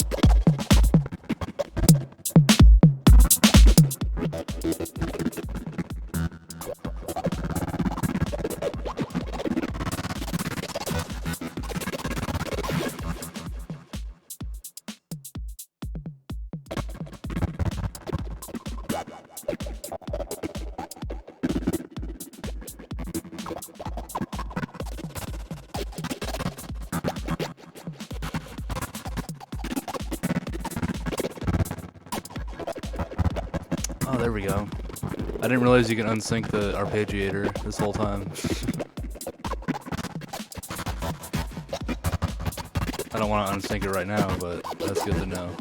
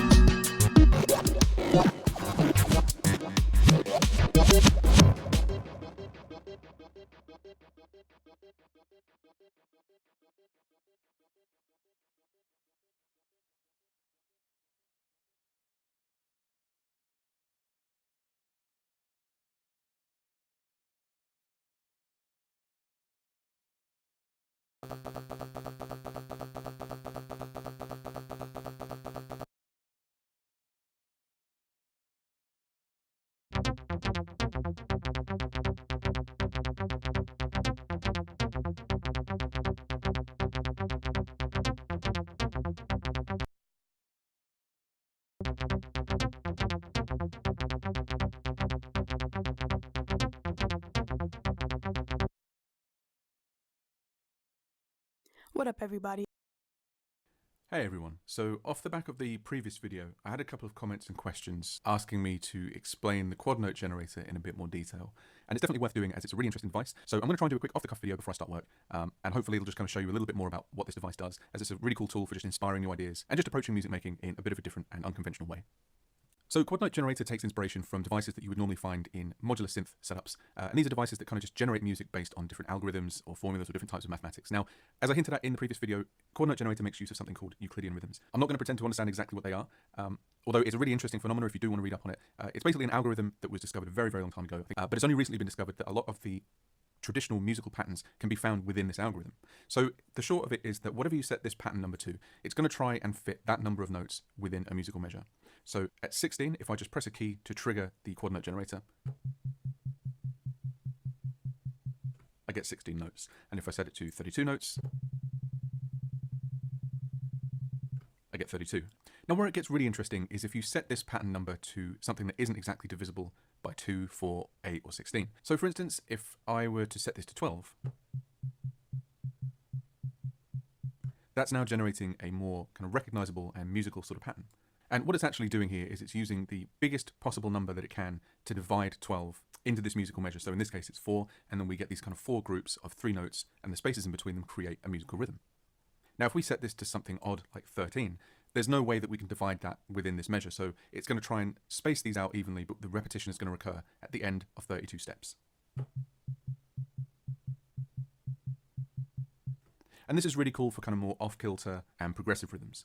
Now, next to the pattern control, we also have these 2 other controls called vary and bias. So vary, as the name suggests, just adds some variation into the number of steps in the pattern. So at extreme values, it's going to take this 16-step pattern and just randomize it into something completely non-musical.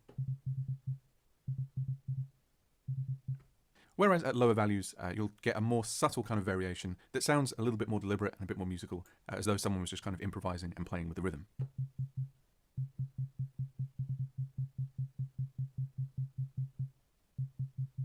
The bias control just decides whether or not variation is going to remove notes or add them.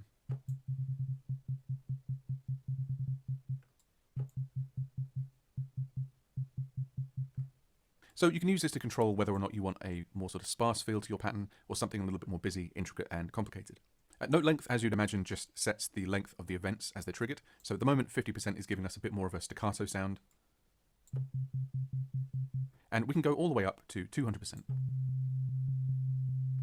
Similar to the pattern control, we can introduce some random variance into the length of the notes. So I'll set this to something kind of short, like 40, while also allowing for longer notes to occasionally be triggered.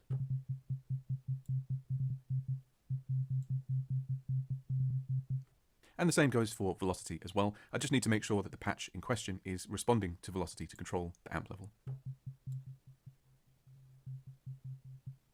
Now, in addition to that, you can also set the number of steps in the rhythm. So let's set this to something more interesting, like 21 steps. And then set the number of steps in the pattern to 8. This number is also constrained by the overall global number of steps. So you could have a pattern of 21 steps, repeating every 19 steps, and then fully repeating every 32, or any number down to 1.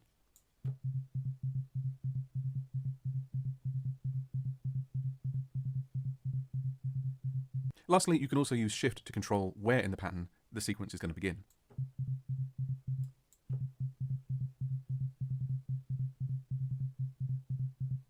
Oh, and of course you can also adjust the playback rate as well, so everything from quarter notes up to 1/28 notes, which could give some really kind of crazy experimental sort of results. But that's enough on the rhythm side of things, as Quad Note Generator also generates pitches. Now at the moment, with vary set to 0, the pitch is going to be determined by the key that I play on my keyboard. So you could just use this to do something simple, like a bass line that plays 16th notes. But of course, it's more interesting if we start introducing some variation. Now you'll see that there are a few controls here. We have vary, spread, and then a maximum and minimum range. So vary is going to control how much the pitch should vary from the bass key, which is set by your MIDI input.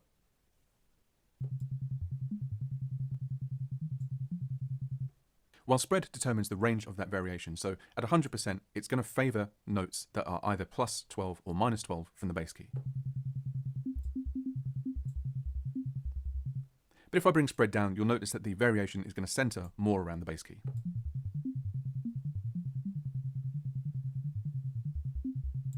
And you can set this maximum and minimum to plus or minus 24.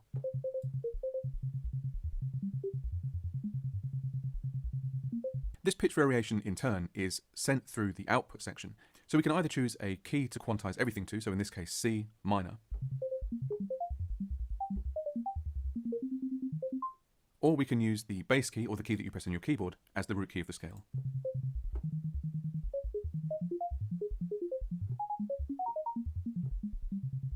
And of course, there's a whole bunch of different modes that you can use here, or you could just disable scale correction altogether, and then you get this kind of chromatic and more chaotic sound.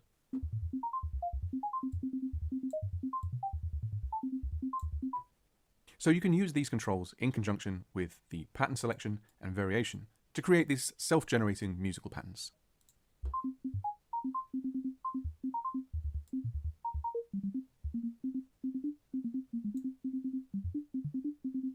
Now, Quad Note Generator refers to this pattern or this sequence as a line, and so far we've just been looking at one. But obviously, as the name suggests, Quad Note Generator can generate 4 lines of music. So I'm going to turn all of these on, And then you'll see that the controls for each of these lines are completely independent. So they can have different ranges, different patterns, different amounts of variation, and so on. And then of course, these are all passed through the output section for scale correction. So as an example, the first line is going to be set to the bass key. The second will offset by 3, the third by 5, and the fourth by 7.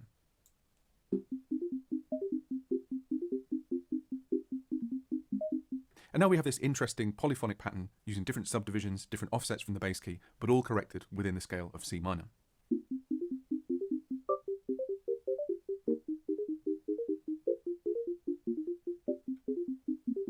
You can also choose how these 4 lines interact with each other, again using the output section. So at the moment, Poly is just going to play all 4 lines at the same time, but you can also do things like choose to prioritize high or low notes.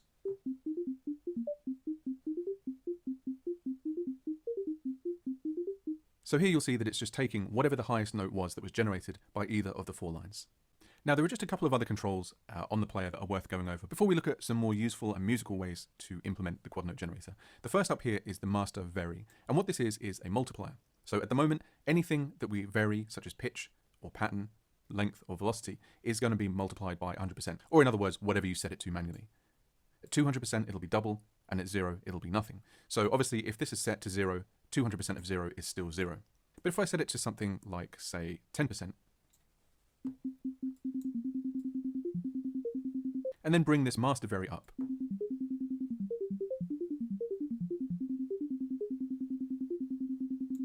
then you'll see that it's just scaling that amount of variation up and down. Now obviously you could just do that by grabbing this control yourself. So really this is most useful when you have a lot of different variations going on, such as pattern and length, and also pitch.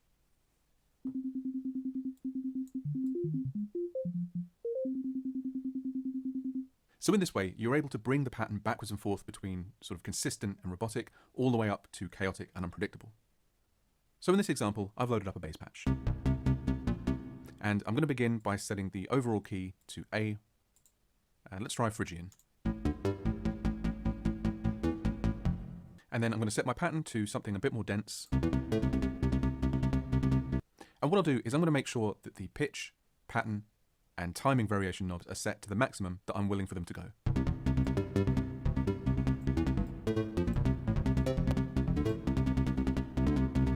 Now what I can do is I'm going to right click the master vary control, and I'm going to assign this to a control on my keyboard. So in this way, at 0%, I can just play a very basic bass progression. And then as I get to the end of a bar, or every 2 or 4 bars or whatever, I could just increase the amount of variance across all of these parameters.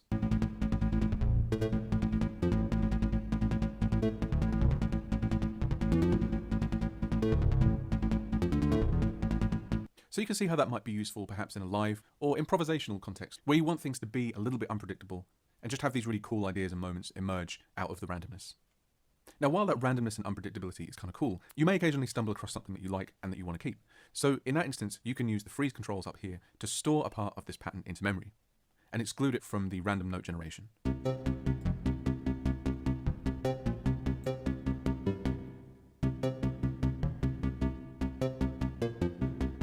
So you'll see that everything outside of this freeze zone is going to be randomly generated, while the notes that I picked are going to be stored. And this information can be stored either in a patch, or also saved along with the song as well. So to put this into action in a way that's perhaps a little bit more musically useful, I've sequenced a pattern here using the drum sequencer, and you'll see that I'm also making use of the probability feature in this as well. So I'm going to get a kind of semi-random drum pattern at the same time as I'm generating these notes. And then over here, I'm just going to quickly design myself a bass sound, and then set quad note generator up to produce or generate. And you'll see that I'm also making use of. So to put this into action in a way that's perhaps a little bit more musically useful, I've sequenced a pattern here using the drum sequencer, and you'll see that I'm also making use of the probability feature in this as well. So I'm going to get a kind of semi-random drum pattern at the same time as I'm generating these notes.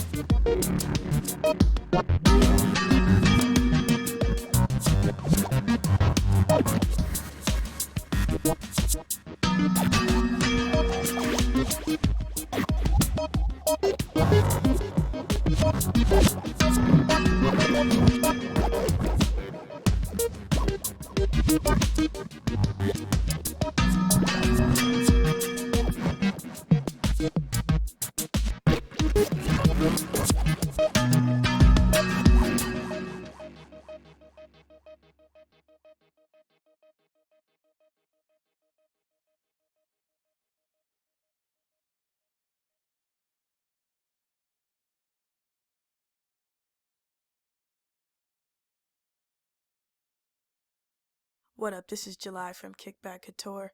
Today I'm going to share with you 5 tips on using the new drum sequencer. So the first thing I'm going to go over, number 1, is going to be the patterns. I get a lot of questions I've been getting are about why are these lit up? How did you do that? I don't understand. So what I did was using pattern lanes pretty much. So if I was to start with a Kong or even a red drum that did not have a player on it from scratch, it would look like this. And from there's nothing lit up. So what you want to do is either right click, edit automation, and this will open up the pattern select lane for you. And from there you grab your pin tool and you draw in 1, or that was 4 obviously. So you could draw in whatever order you want to draw them in, 2, 3, 4, and you just change it with the drop down arrow, or you could go to the top and change it that way. That's how you do that.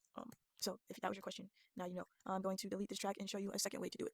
What you want to do, although that was a lot faster, is right click, create track for a drum sequencer. You're going to see that there is no way for you to draw anything. You can't click on it. So you're just going to come to this window looking icon, which is create pattern lane, and there you go, same thing. So yeah, the quickest way to do that is to just right click on the numbers and create or edit the automation.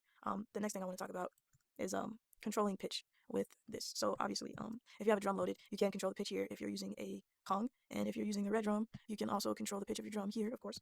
If that's not good enough for you and you want to know if it's a B, D sharp, or an F sharp, or a C, whatever the case may be, then you'll want to load your drums into NXTs and do it from there.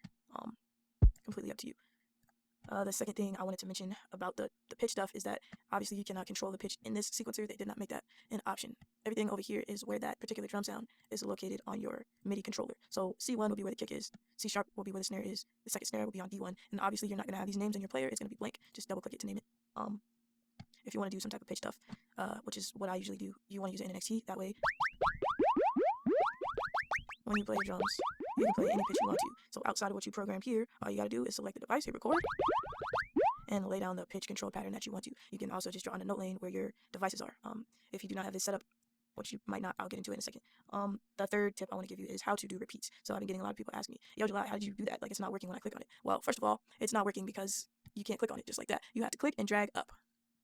Drag down. Drag up.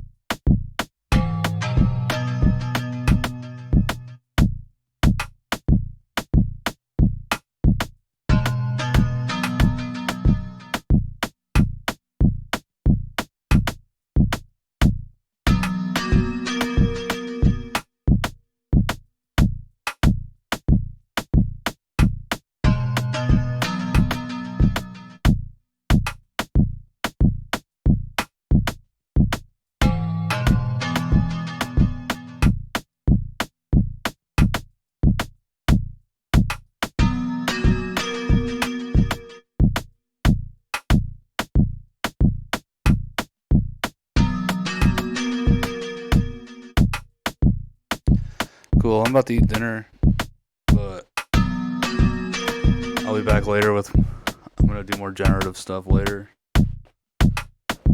I think yeah, the reason players are really good for generative stuff, maybe even more so than the Max for Live stuff I've been doing. So I'm gonna start using the reason players a lot more, as well as Max for Live stuff too. But yeah, I'll be back later tonight probably, unless some really interesting stuff's happening and I'm like, oh, I can't go, or I gotta watch the interesting shit. But yeah, I'll probably be back. Alright, peace.